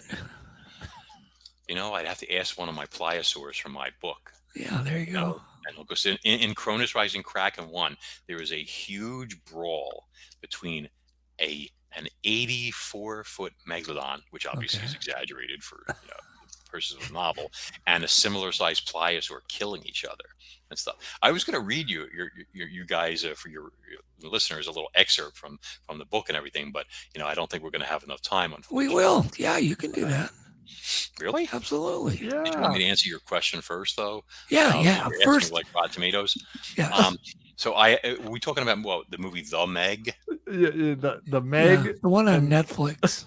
I mean, Meg too. I believe I watched the first one when it came out on Netflix. I'm not going to go to the theater or anything like that. But listen, it's expensive, But I have not yet watched part 2, although I'm supposed to. I've been encouraged to watch it and stuff and review it. Yeah, you're the Meg guy. You got to watch the Meg too. Yeah, I'm more of a giant prehistoric marine reptile guy. I have a thing for reptilians. Didn't you know that? Like the alien reptilians? Some of my closest friends are reptiles. Yeah. You're surprised. Yeah. But anyway, so yeah, I have no. What are we supposed to do with that statement, Max? There's nothing. Why do you think I'm wearing these shades and stuff? So I'm gonna have to lock my doors tonight. So I don't have a Rotten Tomatoes score for you, because, like I said, I can't comment on something that I haven't seen. But anyway, so what was the other question? Oh, do you want me to read? I'm sorry. Yeah. Why don't you read a little excerpt? So wait though, did you say the first one? What did you think of it? First class cinema. Okay. I mean, there was a few plot holes and stuff, and I kind of saw something that I thought was leading up to something in the next one and stuff like that. But it was better than I expected. I mean, I've never read the books. I read part of one book, I think, ages ago. But how accurate do you think they were? Do you think it was? Oh gosh, I think they were grossly exaggerated in terms of size and speed and stuff like that. That's like, but that's what you have to do. You have to Godzilla-size everything. Yeah. When you make these movies. I quit watching when the little girl was in the whatever, the underwater lab thing, and the thing is standing there looking at her, and she's staring back at it. And I went, that's enough. I mean, like let's look at pliosaurs. I mean, the pliosaurs in Kronos Rising are huge and very aggressive, and also constantly looking to kill and eat and stuff like that. Now, to be fair, I mean, an animal like that, when it sets up new territory for itself, like, it's going to start patrolling and it will aggressively defend it. You ever see a bull Nile croc defend its territory, or a bull saltwater crocodile? They're very aggressive. Very aggressive. They will attack other crocs. They will attack boats, eat people, etc. So you could expect some of that.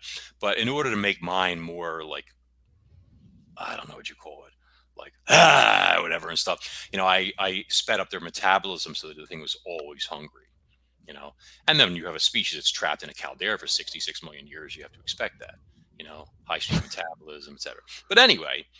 See, now I'm all over the place. I lost my train of thought. Well, you're lucky I didn't ask you a question about Bigfoot, because I know you had that really weird experience. Remember? Yeah, that was I don't know how many people in this world have watched a Bigfoot swim, but I sat there and watched one for 10 or 15 minutes. That's such a cool. I didn't even know it was a Bigfoot. I was so shocked when I asked you that question. Yeah, no, you had this great story. For decades, I literally thought it was an enormous orangutan that some rich person had as a pet and was allowed to go swim in a lake and dive for crayfish. It just blew my mind. But I mean, it was big and it was hairy and it was muscular. Okay, just tell us the quick version of that story. I got to read. Well, no, do the Bigfoot story, then we'll go to then we'll have you read out of Kronos. Come on, you got them excited about Bigfoot. Yeah. Oh God. We have a lot of Bigfoot fans here. We did this story before on your show. Doesn't matter. Really? It's let me get good. a show of hands from the audience out there in the chat. How many people want to hear the Bigfoot swimming? Everybody wants to hear. No. Story. I want to see. All right, some we'll check the audience. I want Bigfoot. That's a personal decision now. The Untold Radio Network. That was Alex. Deep Blue Sea, Bigfoot. What's NEWBS mean? He wants new BS. New. BS is in New BS, not old BS. This isn't. I do. Yes. Hand pink waving. Bigfoot. Everybody's saying Bigfoot. What's hand pink waving? You had everyone's name at Bigfoot. Oh, okay. All right, fine. Look at them. They're coming in quick. Okay. Tell us this story, Max. Now, the whole By the way, it is one of the best Bigfoot stories I have ever heard in my life. And I've heard thousands of them. He's heard a lot of them. He's heard them all. If I had known that you were going to ask me this, I would have given you images of the text from the guy who sort of corroborated my story, because I had run into them, recently, and I could have found them and sent them to you. But, people just have to take my word for it. First of all, if you haven't, and I'm sure nobody on here has read my book, Monsters and Marine Mysteries, you should go check it out on Amazon. Yes. Do the look inside thing. I always tell people that if you don't know an author, etc., click on it, read the first couple chapters for free. Make sure you like the writing style, all this other stuff. Okay, it's a great book. It covers everything from octopuses big enough to eat whales. I'm talking evidence, mega squid, mega sharks, all this, so much different stuff. I recommend the Kindle version also, because all the reference links will be live. So when you're reading it, if you see I put a reference in there and you want to confirm that I'm not an idiot or making up stuff, you can just click on that link. It'll take you live right to it, and then you can go back to the book. Awesome. So it's very, very convenient for any kind of book like that. But the whole story about this Connecticut Bigfoot is in there as well. Okay, so I'm just letting people know. Okay, so this is like 30 years ago. Okay, I don't know the exact day or date or anything like that. It's just a long blank time ago. Okay, notice I'm keeping all the language clean, just for you guys. Forget about it. It's a G-rated show. You know what I'm saying. Okay, so my family used to have a big house on the shores of Candlewood Lake. Candlewood Lake is a man-made lake. I think it's about 100 years old or something like that. And it has like 50 miles of coastline, and connected to Candlewood, and technically part of it, in my humble opinion, is a smaller lake called Squance Pond. Now, this is part of like a wildlife reservation, like state land, like a town, like a state park. Okay. One side of Squance, and the lake's maybe, 2 miles long, I guess. It's not small. Okay. Is all woods, heavy woods into the wilderness. Okay. Very treacherous footing, very hilly, slippery, boulders the size of houses. I mean, like, it's rough in there. Okay. Rough and very, very dense. On the other side, there's some expensive houses, hence the rich person with the orangutan. Okay. And then there's like some land over here, and then there's like a causeway, Main Causeway, which is like, a little road that goes over where the two lakes connect. Okay. So it crosses that narrow channel between them. And that channel, in order to keep the water being able to flow back and forth, and animals, fish, etc., be able to move there, they have under the causeway, submerged, is this big, I don't know what you call it, tunnel or whatever, like a culvert. Yes, steel reinforced concrete, like giant pipe. I think it's like 6 feet wide, 8 feet wide. I don't know how big it is. Okay, it's underwater, and I never had the urge to dive in and whatever. So anyway, and this causeway is made of piled up rock. These like gray stones and stuff, like really like a hill. And if you saw cross section, it looks like this: little road on the top, Squans one side, Candlewood on the other. Okay. So we didn't have a boat then, and me and two of my knucklehead brothers, we had this great idea that we figured, okay, so you know what? We're betting there's a lot of crayfish, around the causeway on either side, because there's all these small stones and stuff. And crayfish love rocks to hide in to protect them from fish. So we figured there's got to be tons of bass there. We're going to get there when it's still pitch black out. When first light comes, we're going to have our live shiners out there under bobbers waiting, and we're going to be hauling in big bass left and right. That was our plan. Okay. We were inexperienced and kind of dumb, and we didn't check the weather. It had rained its butt off. I can say butt on here, right? Hello? No, you can't say butt. No, of course you can't say butt. Okay, I don't know. I don't know what people want to hear. You can even say butthead. Oh, okay. So, by the way, I just wanted just a second. I'm going to interrupt Max. Mm-hmm. The story involves water, which is weird because that's Max's whole life is water. So this Bigfoot story even involves water. So it fits with you, Max. So just keep going. You're right. I never thought of it that way. Although I did think about trying to catch the thing with my rod, but we'll talk about that in a minute. So what happens is it had rained all the night before and then stopped in the middle of the night or something, or a little before dawn. And when we got there, the lake was flat calm. I mean, like a sheet of glass. Okay. But it was also the color of dark tea or coffee without creamer, obviously. It was dark. Okay. And that was very bad news, because if you're putting out bait and you're relying on light and the fish being able to see it and they can't see 6 inches, you're screwed. Okay. And we were. So we sat there, waiting for the sun to start to come up and stuff and catching nothing. And I don't know how much time passed, half an hour, whatever it was. Okay. So my 2 siblings, they decided I was on the swan side, just to be clear. And they decided they were going to go up the hill, cross the causeway, down the other side, and fish the Candlewood side of the lake. So I figured, screw them, let them go. I'll have this whole spot to myself, and when the fish turn on, I'm going to catch all the fish, and they're going to be jealous, and sibling rivalry and yada yada. So they take their stuff, they go over there. Now keep in mind, there's no cell phones back then. I don't even know if I had a pager then. I'm trying to think. I might have. But if we had a Polaroid camera, I believe, with us, which I think they had with them. And so you don't. Anyway, so I'm sitting on an empty 5-gallon bucket, okay, and just sitting there waiting and watching my 2 rods, and nothing's happening. And then as the sun's starting to come up, I could see something out there. I don't know how far it was. It could have been 150 feet. It could have been 200 feet initially, and everything was small at first. But if I was going to try and gauge the distance, I would probably have to go back there, take a little boat, and just swim or row out to that spot. But there was something on the surface of the water, and I had nothing else to do, so I started watching it. And it would bob up, and it would be there for I don't know, 5, 10, 20 seconds, I don't know, and then it would go back under. Okay. And then a minute or 2 minutes would pass, and then it would come up again, and it'd be a little closer. And this kept happening over and over again. So eventually it started attracting my attention, and I started to be able to see it as it was getting more light out. And I realized whatever it was hairy. It was like this reddish brown color, almost like a beaver or maybe an Irish setter. That was the color. It was furry, and it was kind of domed. No cone head. Okay. The head was not conical. It was round, just to be clear. Okay.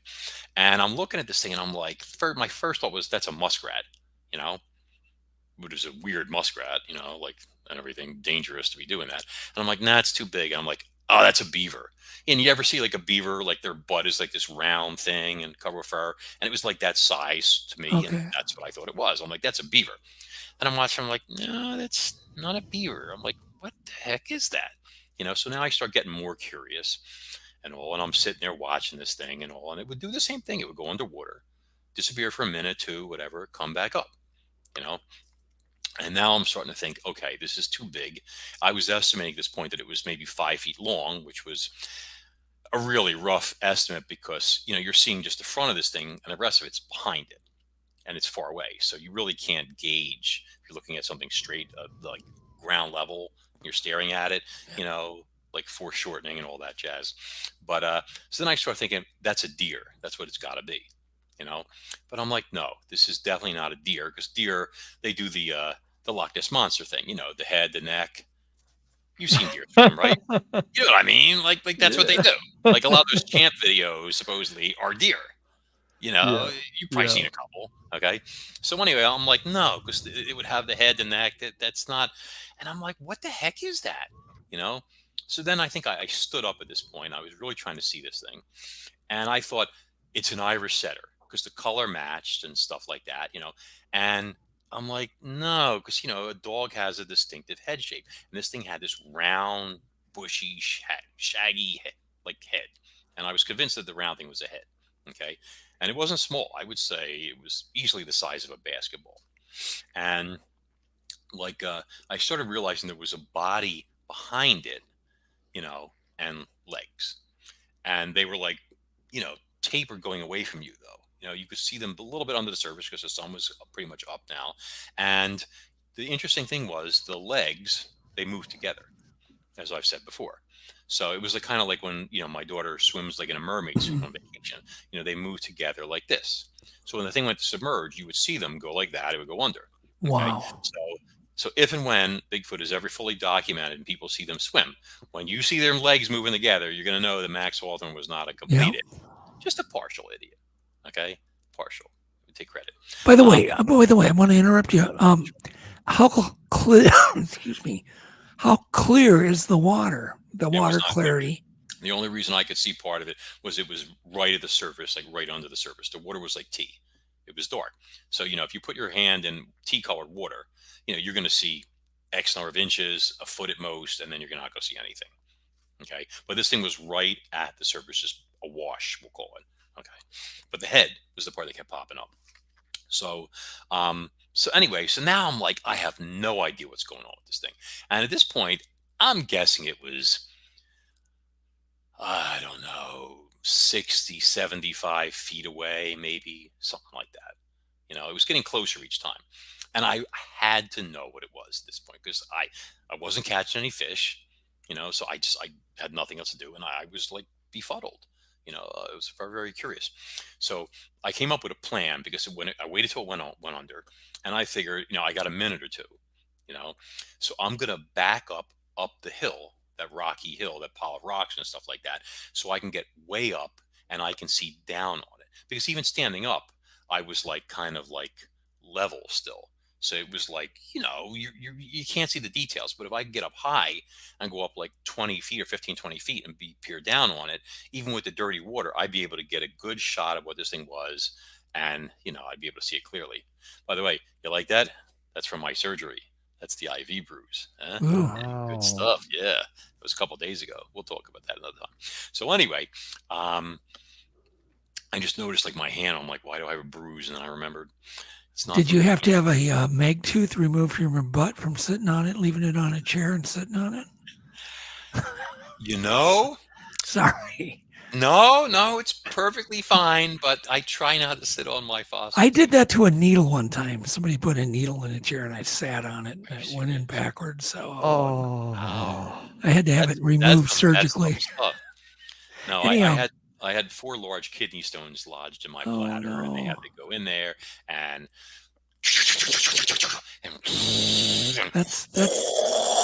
and all this other stuff. That's the most painful thing a person can have. It was very bloody and very unpleasant.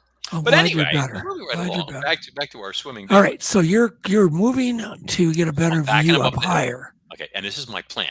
And as I'm creeping up the hill, backwards, and I was trying to watch for it like an idiot, I dislodged some of the rocks, the large chunks of gravel and stuff. Okay, and yeah, Greg, I passed like 10 or 12 of them, but these suckers, they just didn't. They stayed in the bladder and they set up shop, dude. One was 12 millimeters. Woo! I was going to make a necklace out of it, to replace this thing. So, but anyway, so I dislodged some rocks and they kind of tumbled down. And this thing, it must have, rock, like this. I don't think it knew I was there the whole time because I was just quiet, just sitting there on this bucket and stuff. And rock, the water transmits sound 4 times faster than air, if you don't know that. So this rock hitting rock, and it knew right away that it had company.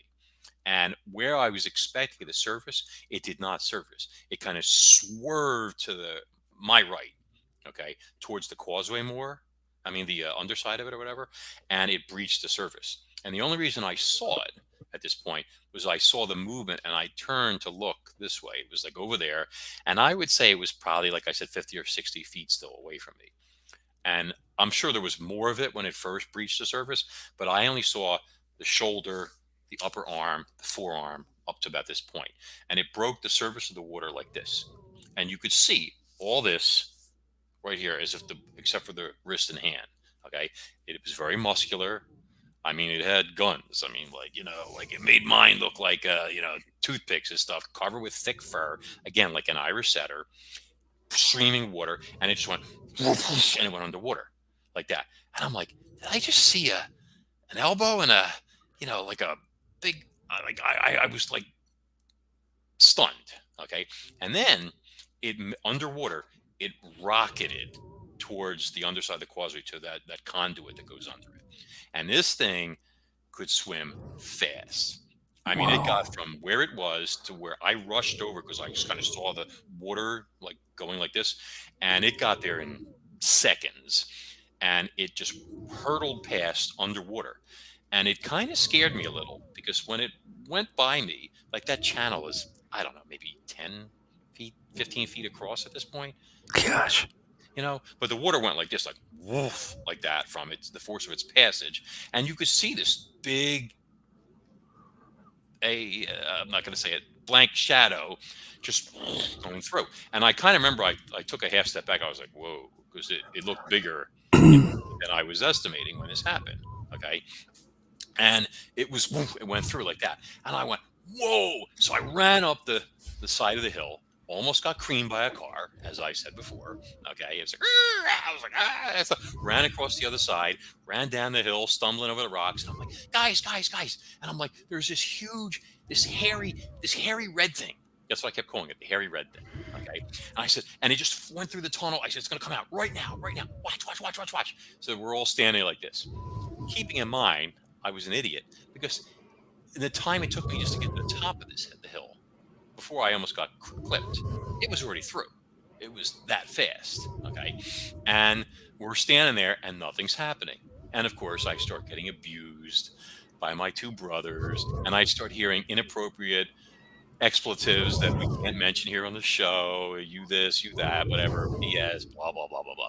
And I'm like, I'm telling you, it was, and then as I said that, there was this crash and these lily pads at maybe 100 feet to my left. There were lily pads along the shoreline sticking out, I don't know, like 8-10 feet of them. I don't know how many there were, but there was like, whoosh, and the lily pads like bounced up, like there was something under them. And then it was like that, and I'm like, there, right there. And they're like, that's a fish. And then it went like a few feet later, it came up again. I'm like, a fish? Why is it fish? And it kept doing that, working its way along until it went around the bend, and then it was gone. Now, I've never known a fish that's attacking something to grab something under a lily pad and keep traveling with it and traveling with it and traveling with it. You know what I mean? I mean, why would it do that? You know, like a muskie, if it grabs, or a pike, which they're all would stay kind of there, like, or whatever, and then swim off in the deeper water to wait for its prey to expire.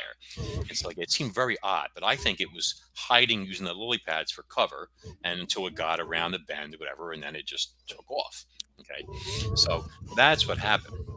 And like I said, I had dismissed this for decades as just being some big orangutan. And I don't even think orangutans like water very much. You know, I mean, they got crocs in their native lands and stuff, you know, that was out there diving for crayfish. Okay. And so I first talked about this on another show, another interview. And a gentleman, he wrote into the show in the chat box.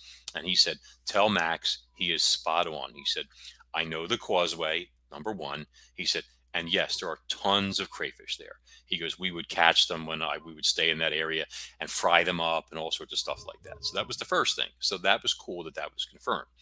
And then he explained to me that there had been an incident that made him think that this was definitely a Sasquatch. Oh, let me preface this by saying I had found an old newspaper clipping from like 100 years ago or something like that, where it said in that same lake or same area, it said fishermen report hairy wild child swimming in lake. Wow. And I asked some Bigfoot people and stuff, and they said, yeah, back then the term Sasquatch and Bigfoot hadn't even been coined yet, Bigfoot especially. And so that's what they would say, you know, hairy wild man, hairy ape man, hairy wild child, this type of stuff. And I figured it was a juvenile or a subadult that was being, you know, was addicted to crayfish, like, you know, like potato chips. You know, you can't eat just one. And I think that's what it was doing. It would go underwater, you know, get a crayfish or two or three, come up, chomp them down real quick, take a breath, go back down, you know, keep moving, working its way along. You know, this way it had more, you know, prey or whatever, etc. You know, you can't just fish in the same spot. You run out of crayfish. So then he said that in the late 70s and early 80s, him and his friends, they used to go up there and they would camp in that area. And he said that the last time they went, they stopped because they came back and their campsite had been destroyed. They came in there and they found like their tents were ripped apart. Everything was scattered, trashed, everything like that. Okay. He said at the time they dismissed it as what he called drug crazed hippies. Okay. That's what he thought. So then the next time they're friends, have you ever seen a Dobson fly larva? They look prehistoric. I saw one. I have. And yes, they do. And they have those. heard of a subadult messing with 2 teenagers in a pond. Yeah, I think the young ones are more, how can I say this? Irresponsible. You know? Like, I think this thing, you're figuring it was still dark out. He was going to get in his fix for crayfish and whatever, this type of stuff, before mom or dad found out, blah, blah, blah. He didn't expect some idiot to be fishing there and stuff. At one point, when I even thought of casting at it and trying to snag it, which would have been very bad because, you don't want to piss off even a 6-foot Bigfoot is quite capable of ripping somebody limb from limb. So anyway, back to what he was saying. So he said the last time his friends asked if he wanted to go, and he said, no, he said that a bad experience there the last time camp was destroyed. He goes, you guys have fun. Watch out for the hippies. And that was like their joke. So his friends, they went there and they were in a canoe and they were working their way along the state land side of the woods, the far side of Swan's Pond. So it was far from where I was sitting as you could get. Okay. And he said that all of a sudden a big buck came crashing through the woods and it was a tiny clearing there. And when I say tiny, you're talking a clearing that might be, 10 feet deep. I've seen a few tiny clearings around there and stuff. Very, very small. Okay. But it came crashing through. It dove into the water right in front of them. Like they could have touched it. Did not care that they were there. It was terrified. And it swam for its life. Crossed the entire lake, swimming towards houses, and it was gone. He said hard on its heels, they heard something big crashing through the brush, like something was chasing it. Now, I'm going to say this before. I've said it before, and I'll say it again. First off, no human hunter, because they said they thought it was a hunter at first, is capable of chasing down a healthy whitetail deer, a big buck. You know how fast they can run, 30 miles an hour. Okay. And you're talking an animal that's adapted to running through hills and leaves and everything like that. If you're trying to chase one of these things, first off, you ain't going to catch it. Okay. In your Timberlands and everything else like that. And secondly, you're going to fall and you're going to break your leg or your hip or your neck or God knows what. But even if that was possible, okay, the buck would just evade you. It wouldn't dive into a lake out of desperation and swim a mile. You know what I mean? At least to me. Anyway, so he says that they heard something coming and it stopped just shy of the clearing. And then it started throwing stuff at them. Little rocks, pine cones, sticks, branches, all this stuff. They kept getting pelted with stuff, which I'm sure we all know is aggressive primate behavior. This is something that's, wants you out of its territory or wants you to go away or whatever you want to call it and stuff. And it was tormenting them, throwing stuff until finally said, hey, we're in a canoe here. Cut it the beep out, this type of stuff. He said, then it stopped. Okay. But that's what happened. He said after, hearing and talking to me and everything else like that, he believes that what their friends encountered was a Bigfoot. And he believes what trashed their camp was one also in the woods there. See? So that's basically the story. But it wasn't until I started doing research for writing Monsters and Marine Mysteries, I don't know how many years ago, 4 years ago, something like that. So I was thinking about, I'm like, oh my God, what else could it be? You know what I mean? Exactly. How did it resolve? I mean, it just swam away from you and then you just got bored and left? Or? There's woods on the other side there, and I'm sure it just worked its way back where it wanted to go, wow. And, this type of stuff. But it was not 5 feet long. I mean, I saw its dark outline as it flew by, and it looked a little bigger than that. Like I said, I'm 6'1", and, all that, but I saw this and I was like, whoa. I remember stepping back a little. I'm like, what the heck am I looking at here? How many miles per hour do you think this thing could swim? It was swimming a hell of a lot faster than the fastest human swimmer you've ever seen. Gosh. And then some. So, I let's put it this way. It was probably swimming as fast as you could do a good jog. Okay. If not more. So I couldn't tell you, but it closed that distance quick and it went through there quick. And I would 7 miles an hour be? Oh, I think it was definitely doing that. Wow. Yeah. Jeez. It was, but it was big, and the muscularity and stuff. These things may not go to the gym, but they're pretty diesel, That's crazy. So, I love the weird experience. I love that you noticed it had its feet together as doing the mermaid swim. At first, I thought it was like a tail, but I could see like a line, between them and stuff. They were like sandwiched together kind of thing and stuff. But, they were tapered looking because they were coming away from me like that. But you'd see them go like this. It was something to see, I mean, like, but of course I took abuse about it. Nobody believed me, you know, those freaking characters and whatever. I never tell them anymore because they think I'm an idiot, you know, but hey. That's one of the best stories I've ever heard. The whole thing. It's amazing from beginning to end. Go ahead, Max. Let's go ahead and give everybody a real treat and read a bit out of one of your books, whatever one you want to. Sure. AJ asked, how long would it stay underwater? I would say 1 to 2 minutes, you know, would be realistic. It was having no problem though. You know, like it just would disappear and, you know, time would pass and it would pop back up. I wasn't timing it, let's put it that way. But it was staying underwater longer than I could do. That's for sure. Well, I mean, they're nicknamed the water apes, so there you go. Yeah. Next discussion. Does Bigfoot have webbed toes? I don't know if they're webbed, but I'm betting they're hairy. You know what I'm saying? Oh, yeah. Hairy toes, like my mother-in-law. Yeah. All right. Anyway. That's reason number 4 that you don't invite Max. Did you say my mom had hairy feet? Well, doesn't she? Anyway. Okay, let's get a little read in here. So what book are you going to read to us? This is actually just, since we were talking Megalodon, this is the introduction where you first see Ursula, the giant Megalodon shark, in Kronos Rising Kraken Volume 1. So just to be clear, the first book, which I know Alex didn't find the cover for it, is called Kronos Rising. And that's the one that has the giant pliosaur, which you were talking about pliosaurs, remember? Like the fossil and stuff. Has a gigantic pliosaur on the cover about to eat a diver. Are we able to pull that up at all? That cover art? I had it in the open. I'll grab it. It was actually in the video. Don't grab it inappropriately. I don't want the pliosaur to be offended or any readers or listeners. You know, try to remember it's a family show. Yeah, you got a stick. There we go.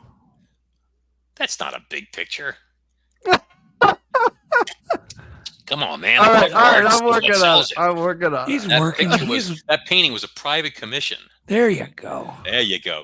Davide Bonadonna from Italy, one of the top paleo artists in the world, painted that for me. Yeah, your book covers are beautiful. Thank you. I like the blood and the little flashlight on the guy's head. He's looking in the mouth. He doesn't even know what's coming at him. So anyway, but that's the first book. But Kronos Rising Kraken Volume 1 has a Megalodon on the cover in combat with a giant pliosaur. Okay. They're kind of like tearing at each other. And so now we're transported. We're in the bookstore. Max is there, and he's going to read to the audience. Go ahead, Max. Oh, my God. I think I need a cough drop. I'm running out of vocal cords. Okay. God, it's been a long time since I did this. Now, remember, all right, we're in the middle of a story here, and there's giant prehistoric stuff in the ocean and all this other stuff. Okay, so let's keep that in mind. Put the cover up, Alex. You think he finds it? Nope, that's not it. No, Kraken 1. The one with the Kraken Megalodon 1. shark. Oh, yeah. Okay, but I'm just going to start babbling while you're doing that. 30 miles off the coast of the Dominican Republic, in the bowels of the Hispaniola Basin, the gray-hued female prepared to feed. Like a giant bear trap, her 10-foot jaws yawned wide, her scarred lips peeling back to expose batteries of triangular teeth up to 11 inches in length. As you can see, there's some exaggeration here. Sorry. Artistic license. Her maxilla extended up and out, increasing her reach, and she powered her torpedo-shaped body forward with a flick of her 2-story tail. There was a tremendous thump, reminiscent of a wrecking ball striking a concrete wall, as she rammed her maw into the dead humpback whale's side. Although much of the cetacean's caloric-rich blubber and musculature had already been stripped away by smaller scavengers, the humpback bull's nutritious internal organs were still available, encased deep within its protective ribcage, and she would have them. A sickening cracking sound split the water as she brought the full power of her jaws to bear. Powered by massive mandibular muscles that exerted a bite force exceeding 40 tons, her finely serrated teeth functioned like sharp-edged chisels, smashing clean through the whale's heavy ribs. Shaking her thick-jowled 14-foot head from side to side, the ravenous behemoth wrenched a 5-ton mouthful of rib chunks, stomach, and liver from the fleshy crater she'd excavated in the whale's flank. Ragged gobs of flesh and bone the size of a human head spewed forth from between her broad-based teeth as she gulped it down. She pushed greedily forward, past a viscous cloud of blood and tissue fragments, and carried on with her gruesome feast. As she continued to savage the 50-foot humpback's remains, the female was rewarded with a second mouthful, this time consisting of the cetacean's huge heart and lungs. Like a curtain of pile drivers coming down, her toothy jaws closed again and again, macerating the fibrous masses of tissue into pulp before they were summarily inhaled. Pausing suddenly, she swung her blunt snout from side to side, surveying the surrounding waters. Age and experience had taught her to err on the side of caution, and her black, basketball-sized eyes rolled in their sockets as she scanned deep for potential threats. Although her sense of smell was her greatest asset, her eyesight was equally keen. 2,000 feet down, the seas were shrouded in perpetual blackness, but her eyes were designed to master the abyss. Her retinas were backed by a layer of mirrored crystals that defocused light, reflecting it back and allowing her to better perceive objects. For her, complete darkness was as twilight for the giant mammals she fed upon. Is that enough? Or should I keep going? Keep going, just a little bit. Go. Okay. The female saw nothing except the bright red light. Each time it flashed, it registered in the corner of her eye, a tiny setting sun. She had no idea where it came from. It first appeared several weeks before, after a parasite affixed itself to the top of her right foremost gill plate. Despite the initial sting as it penetrated her rough skin, it was hardly injurious, but it was annoying. Unfortunately, she couldn't reach it with her jaws, and after several failed attempts to dislodge it, she pushed it from her mind. The dead marine reptile was another story. Unlike other predators, which wisely gave way when she moved in to appropriate a carcass, the 50-foot saurian had come at her like a demon. Fast and maneuverable, it dodged her powerful rushes, slashing at her flanks and belly with its crocodile-like jaws. Her body and fins bore the marks of its many teeth. Unable to inflict significant damage, however, the smaller predator eventually grew frustrated and tried for the kill. Sweeping in past her guard, it struck with phenomenal speed, burying its fangs in the thick skin of her throat, and hung on. The tactic proved to be its undoing. Although its bite was surprisingly powerful, the saurian lacked sufficient size to inflict a fatal wound. The two combatants rolled this way and that, slashing and thrashing. Eventually, with a tremendous head shake, the female managed to close her powerful jaws in her undersized rival's neck and shoulder. A single crushing bite was all it took. The decapitated pliosaur's body spun away like a leaf and sank into the void. All that remained were its wedge-shaped jaws, clinging like a pit bull to her heavily muscled throat.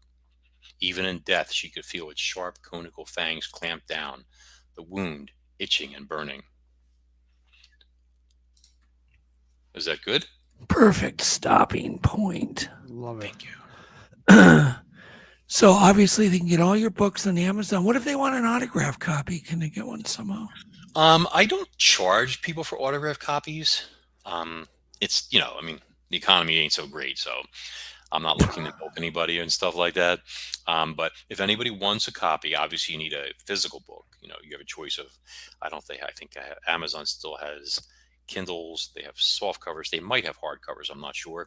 But if you want a signed copy before you order from them, you should reach out to me either via email, through the website, or on social media or something like that. And what I usually do for people is I have them order the book and ship it direct to my publisher instead of their house, so they don't have to keep paying shipping and stuff. And then I'll obviously get it from them, and they'll have to email me like a certain USPS, like priority mail label for shipping it back. Because Daddy ain't got time to go to the post office and stuff, But when I get it, if they do the right label and they send me it's a PDF from the post office, then I'll just get the book. Obviously, I will sign it and personalize it. I wrap it up. I put it in the padded priority mail flat rate envelope, slap their label on it, put it in the mailbox for the mailman, and you're good. And what are you working on? What's your next project? I have a lot of stuff going on right now. Not really at liberty to say, but Is it going to be good? Oh, it's going to be earth-shattering. That's all they need to know. Yes, and soon as you'll be like one of the first couple people that I let know. Awesome. So. Sweet. Well, we want to thank everybody in chat room and all the future listeners. Can I answer that one question? Yeah. Lee, I think, asked about movie. Not yet, although there was a movie over for the sleigh, and I turned it down. It was not it was a very unfair agreement. Let's put it that way. The Sleigh is a Christmas-themed horror thriller that takes place in New York City, Manhattan to be exact. And you know what? I think the easiest way I have found from personal experience for me to describe the Sleigh to people is for me just to read the Amazon description. So if that's okay, sure, go ahead. I'll just do that real quick and get out of your hair. For hardened NYPD homicide detectives Ilsa Dunbar and Andy Alvita, Christmas represents a holiday of horrors. Every December for the past decade, a cult of serial killers the press calls the Christmas cannibal has chewed the Big Apple to its core. I like that visual. Creeping in under cover of darkness, they bypass the finest security systems and slaughter entire families, leaving wreckage and half-eaten corpses in their wake. But as Dunbar and Alvita's investigation leads them from one horrifying crime scene to another, they begin to realize there is something dark and deadly lurking in the shadows. It is an ancient evil whose roots are wrapped around the most iconic Christmas figure of all. And for those who meet its fiery gaze, the legend of Santa Claus will never be the same. There you go. And With that's what it's about. God bless everybody, and we will see you next week. Thanks, Max, so much. You're a It's my blast. pleasure. Thank you. You have a great audience, and I really enjoyed answering the questions. And I hope I wasn't rambling too much. No, we had a blast. It was fun. Thanks, Alex. Thank you. You guys have a great night. Thanks. Good night, everybody. Good Merry night. Christmas. I call you up in the middle of the night. Been bothered by dreams, ain't feeling alright. You give me comfort, say just give it some time. By the end of our talk, I'm feeling just fine.